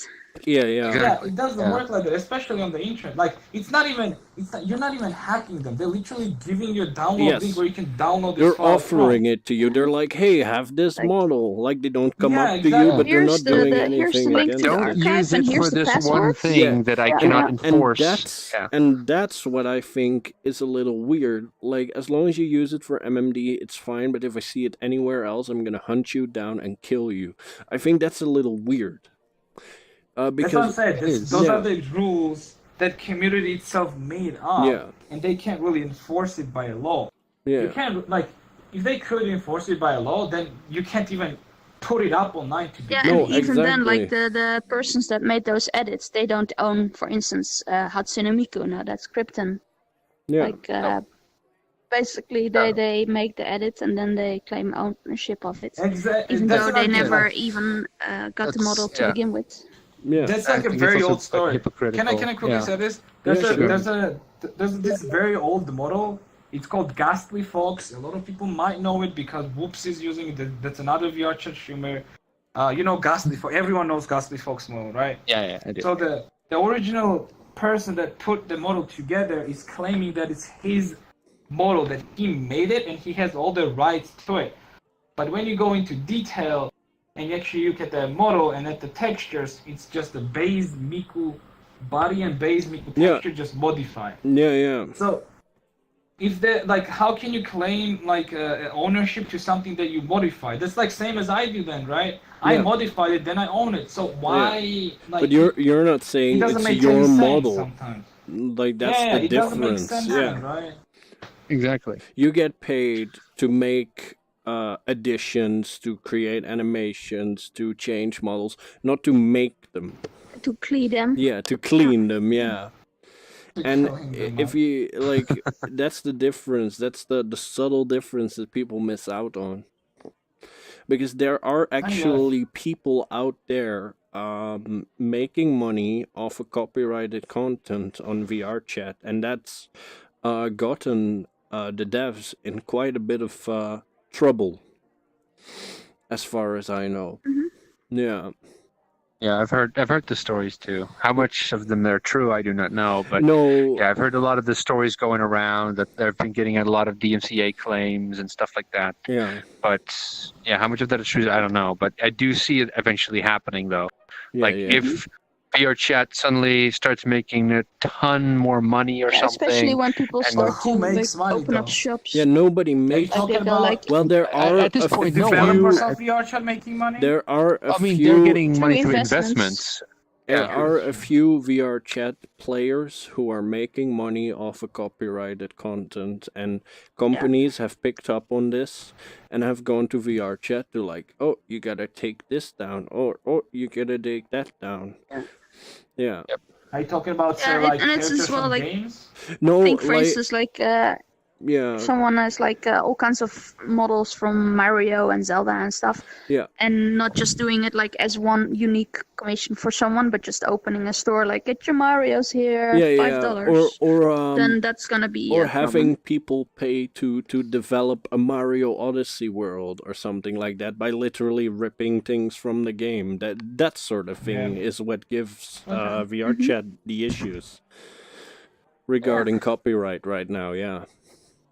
Yeah, but it's still like very much like the Wild West, and what all can gray and areas, what is and isn't allowed, and how the thing is, there are not many games or like platforms that are like VR chat. I mean, I think Probably the closest would be Gary's mod. Yeah. No, I would say the closest is Second Life. Yeah. Although Second Life, they actually charge money for that, and a lot of those assets in Second Life are actually just ripped from games. Yeah. But that person took the time to put it in Second Life, so they can use it for. They can then sell it through their own stores in Second Life. But Second Life, like it's. Okay, so that's a good example that you said, but like, let's say for example, this is a Fury character, right? Yeah. Mm-hmm. Yeah. A character from a game. Yeah. Now the person ripped this character from a game. I don't know how he did it, but it took him some time. It was not rigged, nothing. It was just like in a weird pose, right? Yeah. It was in a weird pose, did not have any bones. I had to go through like a lot, and I had to work a lot on this character to make it like work whatever condition it is right now, right? Yeah. Like with a gun and all that stuff, right? Like actually have like things working on him, right? Yeah. Yes. And it took some time. Now, is this legal? Let's say if I open up a shop and like put this character there and be like, oh, here, get your Fury character. It took me time to do this. It would not be legal though. That's the thing. It's a gray area because you put a lot of time into making that thing work. But So specifically you for could VR like chat. transformative work. Like if the original creator and owner of the game, like original creator of the model, does not like it, they can fuck you up if they want to. Yeah, they can take it down. Yeah. They can take it down. The trouble is, like from my understanding of copyright law and everything, is that the moment you put significant changes to the actual work, to the original work, it does become transformative. And while you don't own the full rights to it, you own some of the rights to it. Yeah. And although you won't own rights to the visual design, so they can still nail you for that. Yes. You won't. If you were to like change enough of it, like you would change the hairstyle or something like that, it becomes transformative. So you'll own part of the right. That's also the problem with the Ghastly Fox thing.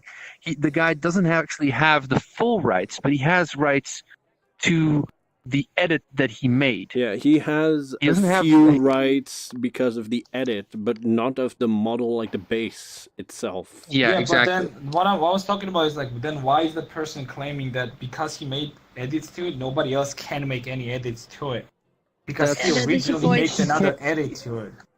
He can't enforce that. Sense. It doesn't. Enforce That's it, the thing. exactly. The problem is the copyright law and like trademark law and all that stuff. It's so outdated that like none of these like platforms were around when these rules were written. They have never thought about these kind of situations that are occurring now. Yeah, so everything is a legal gray area.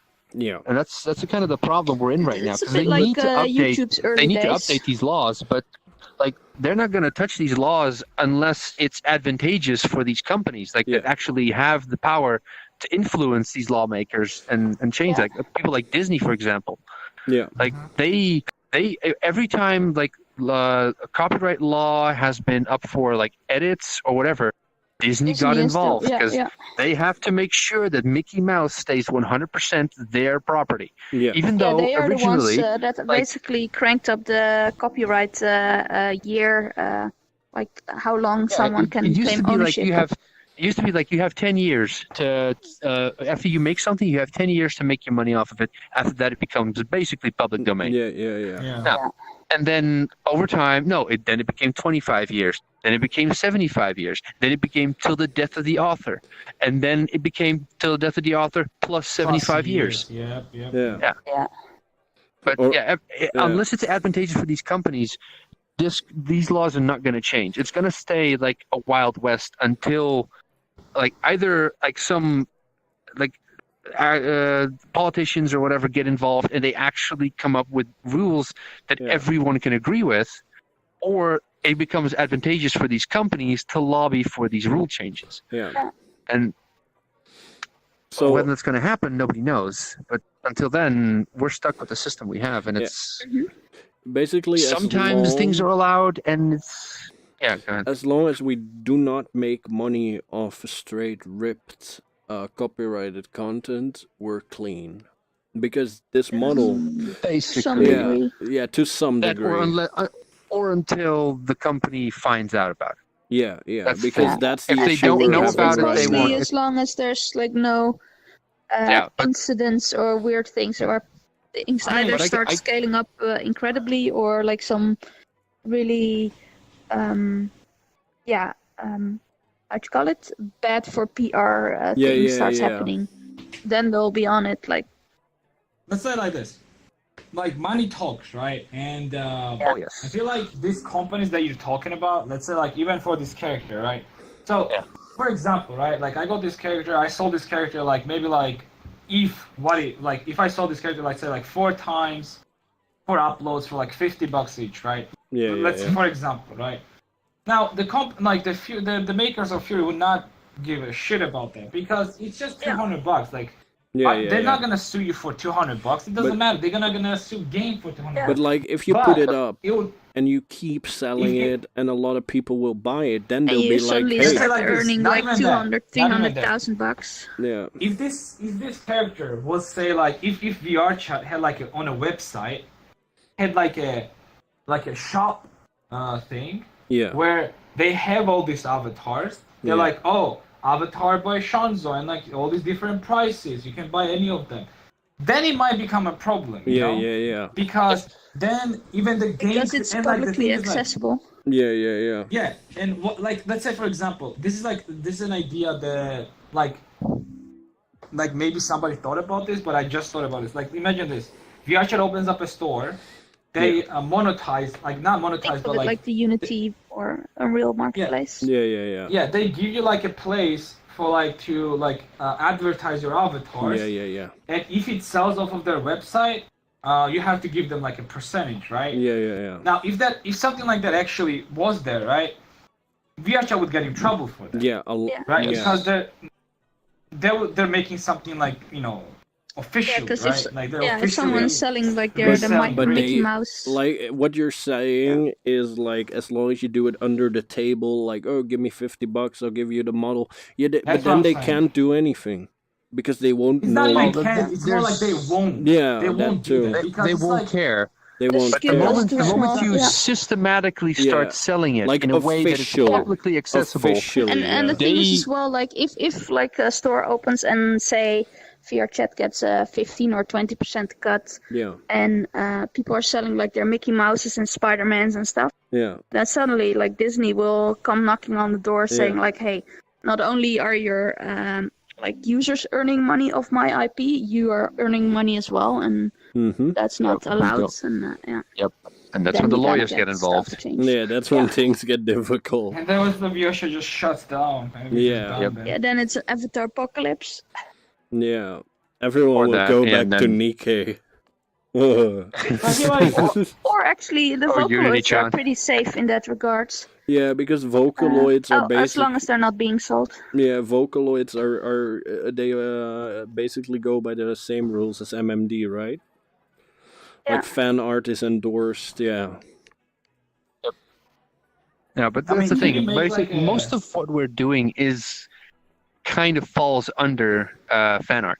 Yeah. Until you systematically start selling it, Yeah. at which point it becomes a product. Like at the And then- point it becomes official, and you're like Yeah. actively asking money to like put a game world from a game into this game, Yeah. or when Yeah. you're selling Like for instance, your copyrighted giant model, avatars. like, Yeah.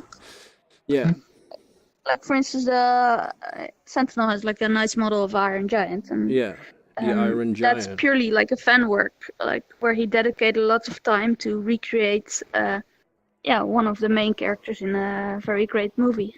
Yeah. True, but here's the thing with that model is though, while I don't own the rights to the visual design, I didn't use anybody else's assets to make that. Like Yeah. I own It's the not work. from a game. Yeah. Yeah. It's not from a game. I made that You avatar made 100%. that model. Yes, but the thing is, if Warner Brothers were to come after me, they could still tell me take that down, Yeah. but they won't have the right to take that model away from me No. because I'm the one who made that model. Yeah. I did the exactly. work. You But they don't only- actually. Yeah. Yeah, I own the work, but I don't own the rights to the character. Yeah. So I wouldn't Exactly. be able to. I would be able to use it for personal use, which is basically what I'm doing right now. But if I were to sell it, like systematically, then it becomes a problem. Yeah. Exactly. And that's like for game characters that are ripped straight from games, that's like different because they are like basically made by a studio or publisher that paid for that on a studio. Yeah. So those things are A under a little lot more. more Yeah. protection, so to say. So yeah. If you start suddenly selling models that are from Battlefield, Yeah. then you're gonna get So people on your back. I think we can safely say things are legally gray and accepted as long as you don't systematically or officially try to sell your product that is based on an existing IP or copyrighted Mhm. thing. Pretty much. Yeah. There are a few more loopholes, but I don't think we have time for all of that. No, so, we don't have to then get we'll sit into here loopholes. till the end of the day. yeah. Okay. Final part of this podcast. We have 10 minutes, but we can stretch. Let's see how long we can started a fill little with late this. as well. So. Yeah, we started a little late. We have VR chat experiences. I would like whoever wants to share a few of their favorite VR chat experiences. Like, what was the most fond memory you have? What was the funniest thing you've done? Oh boy, come on, dude. We have to go. You have Okay, to. there's like this story that like maybe I've told, maybe I haven't, but I don't know how much fun it was, but it was okay. So, as a first comer to VR chat, right? Yeah. Now we all know what catfishing means, right? Yeah. But in VR chat, that has a different definition. In VR chat, it has a definition of a trap. Yeah. And if you don't know what a trap is, Google it. in VR chat, let's say at least in VR chat, what that means is like a person that uses a character that in person like acts as if it was a girl. Yeah. He doesn't have to talk. No. He doesn't have to do anything. They just have to act, look like a woman. and stuff like that. Exactly. So I remember there was this one person, and it was nothing too much. It was just like it was just back in the days when I was just like we were just listening to weeb music. Yeah. We were sitting in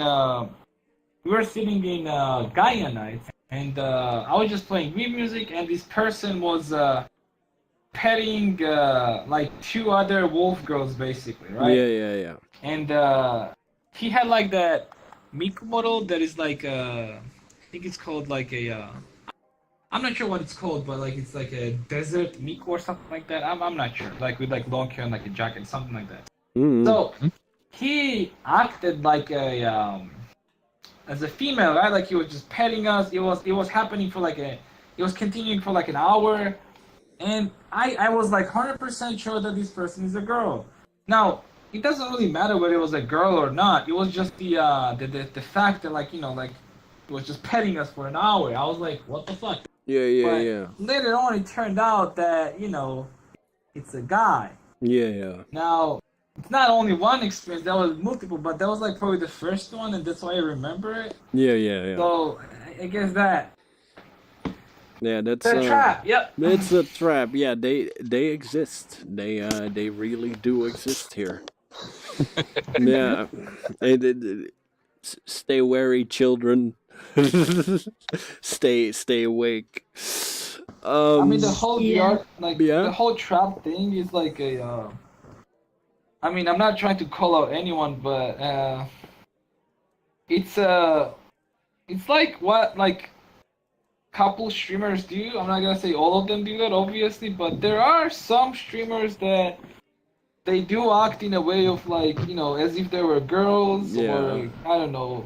Trying to get bonus younger points. Girls, I don't know, and they act like they're that to just get some attention on the internet and maybe just benefit from that. Yeah. Which I don't really like when it gets to when it's like milking is what I call it. When using text to speech or not speaking and acting like a female will become your thing, it starts to get weird. Is that what you're trying to say? Yeah. I mean, no, it's not really weird. But, okay, I'll explain this.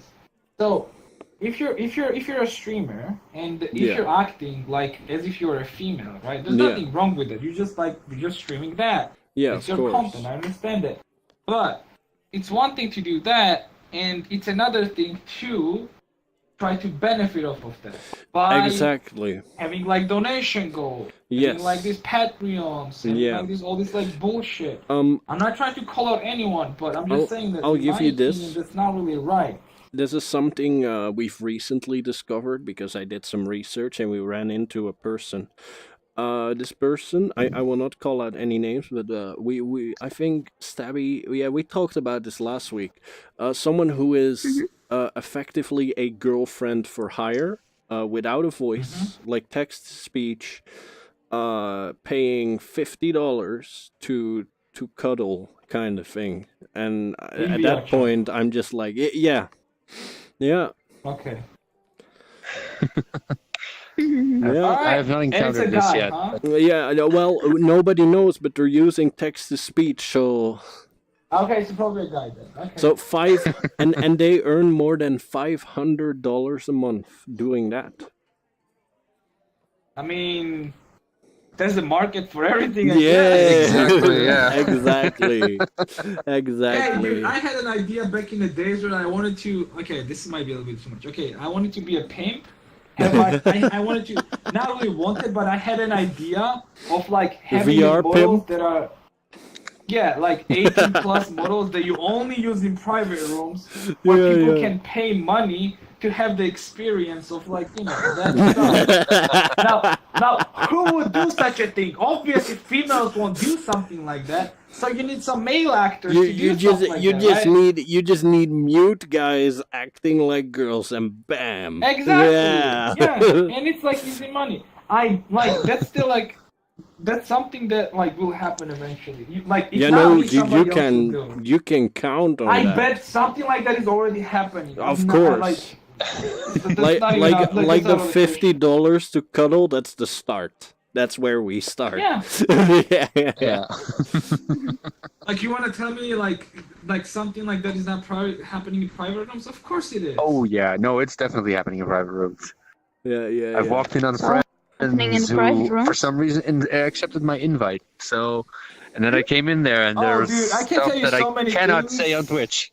I can tell you so many things right now about all that stuff. No, it wasn't you. It wasn't you. What? Who was accepting invites? I'm not giving names. His friend. Let's just say his friend was doing something. Yes. They were. Yeah, that's the kind of thing you're gonna run into. So yeah, Yeah. go be a pimp. Be the first. Yeah, be the first pimp, right? Yeah, dude. If you're looking for any actors, hey, Bro. Hey, bro. Do you want to make some? You want to make some quick VR bucks? No, I'm good. You get like 50% cut. No. And you get a bonus when you're full body. It's too generous. I can't accept. I could be an employer, dude. I'm just saying. All right? This is the thing. I can make pretty great Pass me your shit, so I'm business just card. saying, We'll right? talk. We'll talk. We'll talk. Let's get this empire off the ground. Okay. Anyway, you have any experiences you want to share to viewers who are new to VR chat, like funny stuff, nice stuff? Well, here's the thing. It's not so much funny stuff, but like one of my favorite experiences in VR chat so far actually has to do with world creating. Like a friend of mine, he made this really nice map. Like he put a lot of effort into it. It looks borderline real, but it's from a game.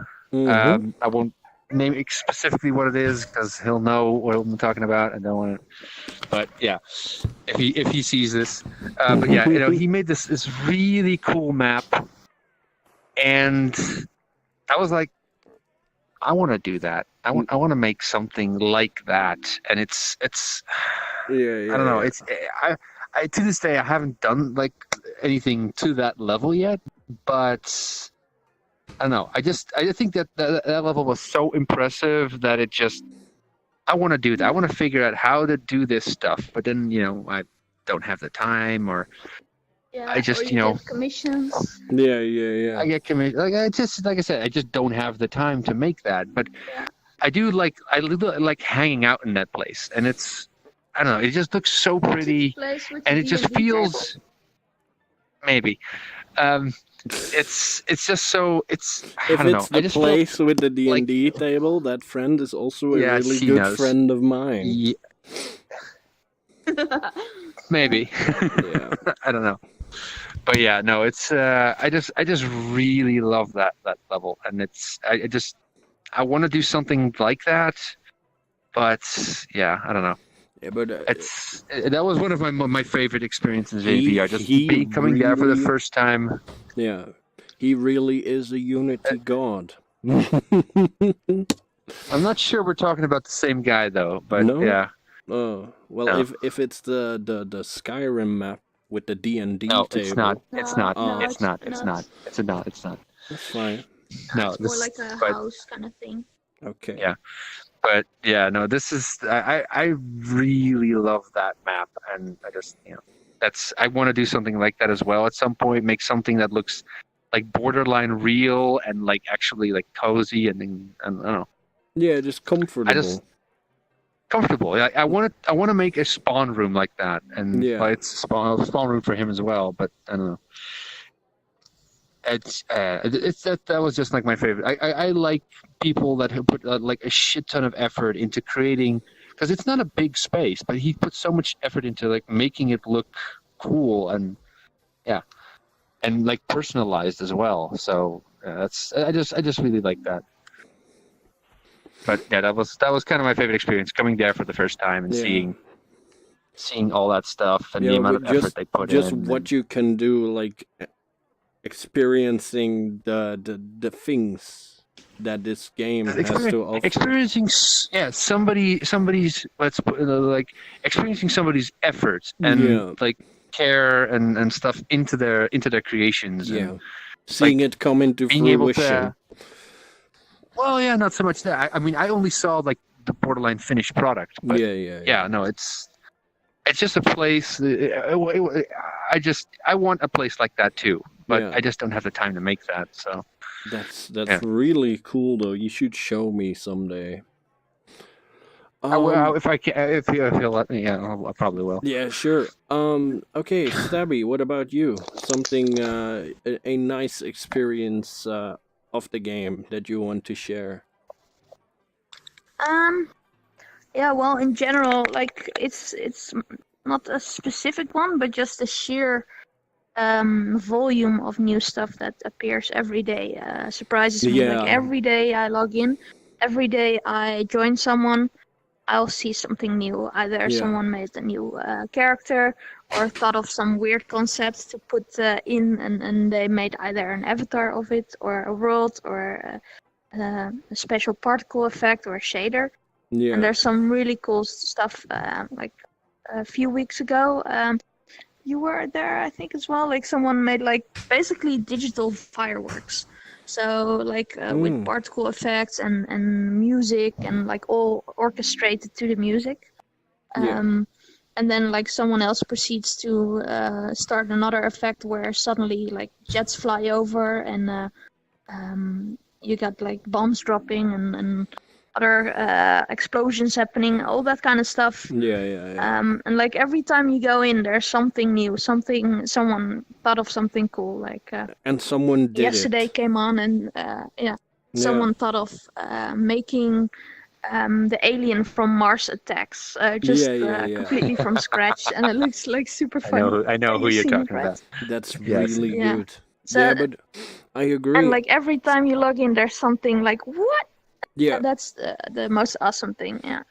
And that's or the someone magic. making like the full-scale blimp of Battlefield that catches fire and crashes right in front of you. Yeah.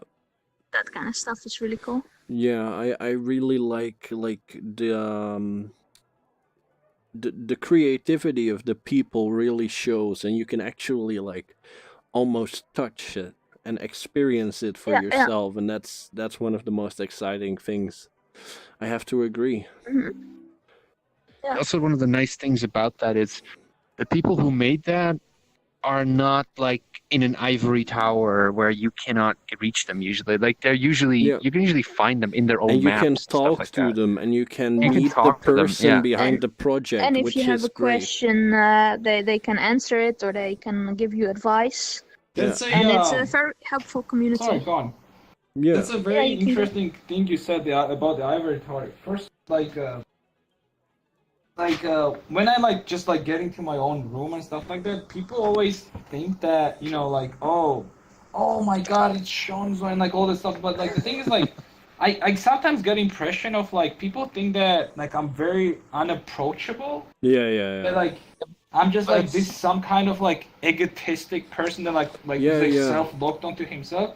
When I don't know, I always feel I'm very approachable. You can literally just talk to me, talk about everything. Just don't be weird about it. I kind of understand, you know how sometimes sometimes streamers will talk about stuff like that, where they say it's fine, dude, just approach me. Yeah. Deal. Things like I don't bite. I feel I'm getting to the point where people are like that, they're oh, wait a second. Okay, I can't sneeze. Fuck.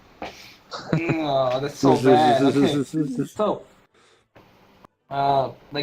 people be oh, it's Shonzo, they would legit just stand 5 feet away from me, and it would just not come close because they're just afraid. I don't know why.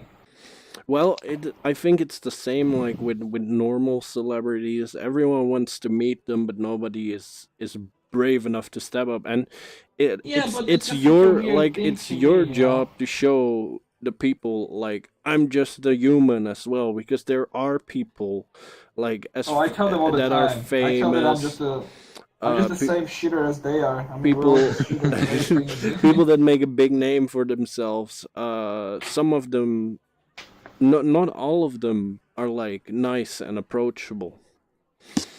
No, they're not. I know a lot of people. I know a lot of streamers that are very unapproachable, and you can't go near them because they will be "Oh, how dare you talking to me? Exactly. Who the fuck are you even?" Yeah. Exactly. They have this, and so many, and especially VR chat streamers. You'll be surprised how many VR chat streamers are like that. No, I know.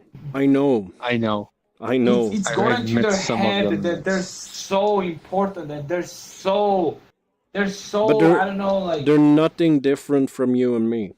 Exactly. No, All they I have know. is just like a couple hundred viewers daily on their Twitch, and that's it.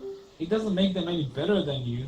No. For all you know, you might be just like the best. Like you might be way better at what you're doing than him. All he's doing is just sitting there giving his unfunny commentary on some dumbest shit that people. I don't even know why they laugh about it, but you know. No, yeah, but I mean, comedy is subjective, right? What I find Of funny, what you course. might not find funny, right? of course. But you want to hear the story why I started this podcast? Sure. I saw these people. I saw these streamers.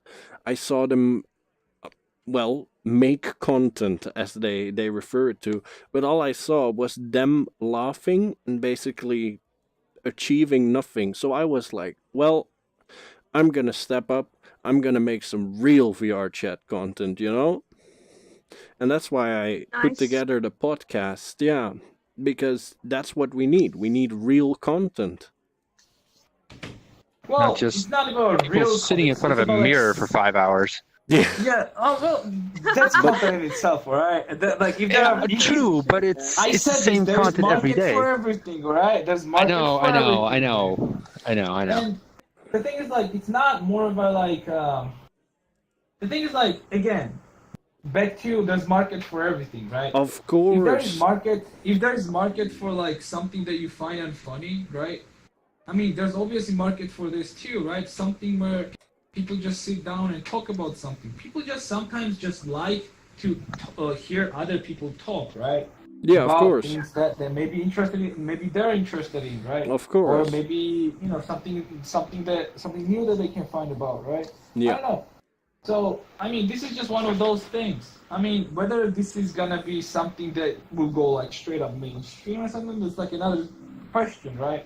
Yeah. But like I said, there's market for everything, obviously. Hell, I didn't even know that it's possible to have like viewers while doing models, but I guess that's possible, right? Yeah. But fuck, like I get surprised every But- day. I thought But that these it's not people, they possible do to have not viewers. watch. They do not watch for the models. They watch for you. Because you're nice, mean- you're fun. You have character, I'm you not have nice. personality. I mean, yeah, I have personalities like daily, like 2 or 3 of them. Like, yeah, I know what you're talking about. But what I'm trying to say is like, I thought that it's not possible to have viewers while you're sitting in front of a mirror, but that's possible too. Yeah. So Yeah, slowly I I'm know. realizing that It's there's just markets for everything, As long as you're doing something that is unique, you will have, your audience, I guess, right? yeah, there is. Yeah, of course. There's a market for everything, like you said. And that's fair. That's fair. But I personally did not enjoy this content, like the content that was out there. It's fine. Yeah, That's exactly. Your opinion. We all can have our opinions. That's what I always say, guys. Whenever I'm saying something, this is not something. This is to be not taken fact. Yeah. This is not like objective truth. This is my subjective opinion. That's all there is. Yeah, and opinions matter. I mean, sometimes they do, sometimes they don't, right? Of Depends, course. Like, I mean, somebody that They might matter- be they matter saying, to like, different complete people. bullshit. Yeah. Yeah. Yeah. But yeah, no, it's I don't know. It's lately lately you've seen a lot of the VR chat content Yeah. on Twitch that I've seen. Yeah. It kind of homogenizes. Everybody's Yeah, doing yeah. the same Everyone, thing. exactly. So it's nice to actually And see that's- something and- different. And that's fine, you Well, know. It's fine that people do the it's- same yeah, thing. it's That's fine. how Let's Plays came to be. That's True, That's true. how I'm everything not came saying to it's be. a bad thing, but But- it's but- nice to have variety. like what I'm It's trying to nice, say yeah. is it's nice as long as you put your own spin on it. Like podcasts has been around since the early days of radio, but I decided to put my own spin on it by involving this community. I was actually a little bit upset. I'm not gonna lie, because Upset? I was talking about making a podcast for 2 weeks now, and then you come out and you're like, "Oh, I have my podcast, by the way." I'm like, "What the fuck?" And this is VR chat. I just found out today that this is in VR chat. I thought that this was something to be like over Discord or something like that. No, But this was no. all Great VR minds think chat. alike, right? Yeah, So great now I'm minds thinking, think if I alike. do my thing, will people think that I'm trying to steal something? But I mean, I was not really trying to do like a podcast to begin with. It was more like a one-on-one, like Yeah. get to know a person kind of thing. Yeah, just But like interviews, the basically. idea is almost the same though. So I'm like, Yeah. what the fuck is this? And that's why I told. I was like, are you stealing my fucking idea, dear, or something? But you were very excited and very nice about it all. No, yeah, like obviously, I was like, yeah, I want to go there. I want to see how it is because I haven't had experience of like being on a podcast talking about like random stuff. So Yeah. I want to experience it. I want to see how it is. And Maybe did I you learn something did from you it. enjoy it? Yeah, it was nice. It was a nice. The thing is like the thing about this podcast in general and stuff like this is that people get like a different angle Of on you. a person. Yeah, of people, Yeah, exactly. Because, and it's just nice to just be able to like participate in something like this because like people just get like maybe they get like closer to you or just get like a different angle on you. Maybe like maybe they had like a better impression of you. Well, people get like, a because of this, more clear image of who you are in segments like this. Yeah. Plus, people have always like mainly known you through your chat. They always see you from your perspective. Yeah. But now you get questions from somebody else, and that was one of the main reasons why I wanted to like I've been talking about this podcast thing too that I wanted to do, but then I was like, oh okay, this guy's actually doing that thing too. So fuck me, huh? Okay. I mean, I'll there's try to room add for the multiple twist to it, right? podcasts. I'm not gonna of make like the course. same thing. I'm gonna add my own twist to it. Don't worry about it. Well, I already had like in mind that it's gotta be more comedic than like serious. But if you ever want me on your show, just hit me up, and all right, dude. I'll Reverse the roles. if I ever have another subject that you could partake in, I'll ask. I'll ask. All good, dude. Great. How did you enjoy it? Yeah, I've actually also never been on a podcast before. I mean, I've done like interviews for like because I'm a video game developer. I've had to talk to press on occasion. But I've never actually done like this. Yeah. Yeah, I've never been like. Usually, I'm promoting my game or anything. But I've never actually like been on a podcast where you just talk about subjects that you're interested in or that you know a lot about, and like I've never done that. I quite enjoyed it. This was nice. I'm glad. And Stabby, you were here last week. Do you think we did better this week? I think the steady the camera is an improvement. Yeah. For people who don't know, back when we started, it's there. Back Monday when we started this, I had the only camera I had is the little camera in the right bottom, the face of view, the point of view camera, and that it was difficult. But someone Meyer in chat, the famous streamer Meyer, told me how to do it, and it's nice. It really helps. I think it looks much nicer. But it's much easier to watch. Yeah, exactly. Because I'm very animated as a person, so you keep getting like screen wobble. So I think it's a good improvement. But is there anything you guys would like to talk about? Otherwise, I'm gonna end it here. I think it's a little bit late, so I want to do some stuff before I go to sleep. So that's fair. That's fair. Well, thanks everybody for watching. Thanks you guys for being here. You were great guests, and I had a lot of fun talking with you. It was fun. Yeah.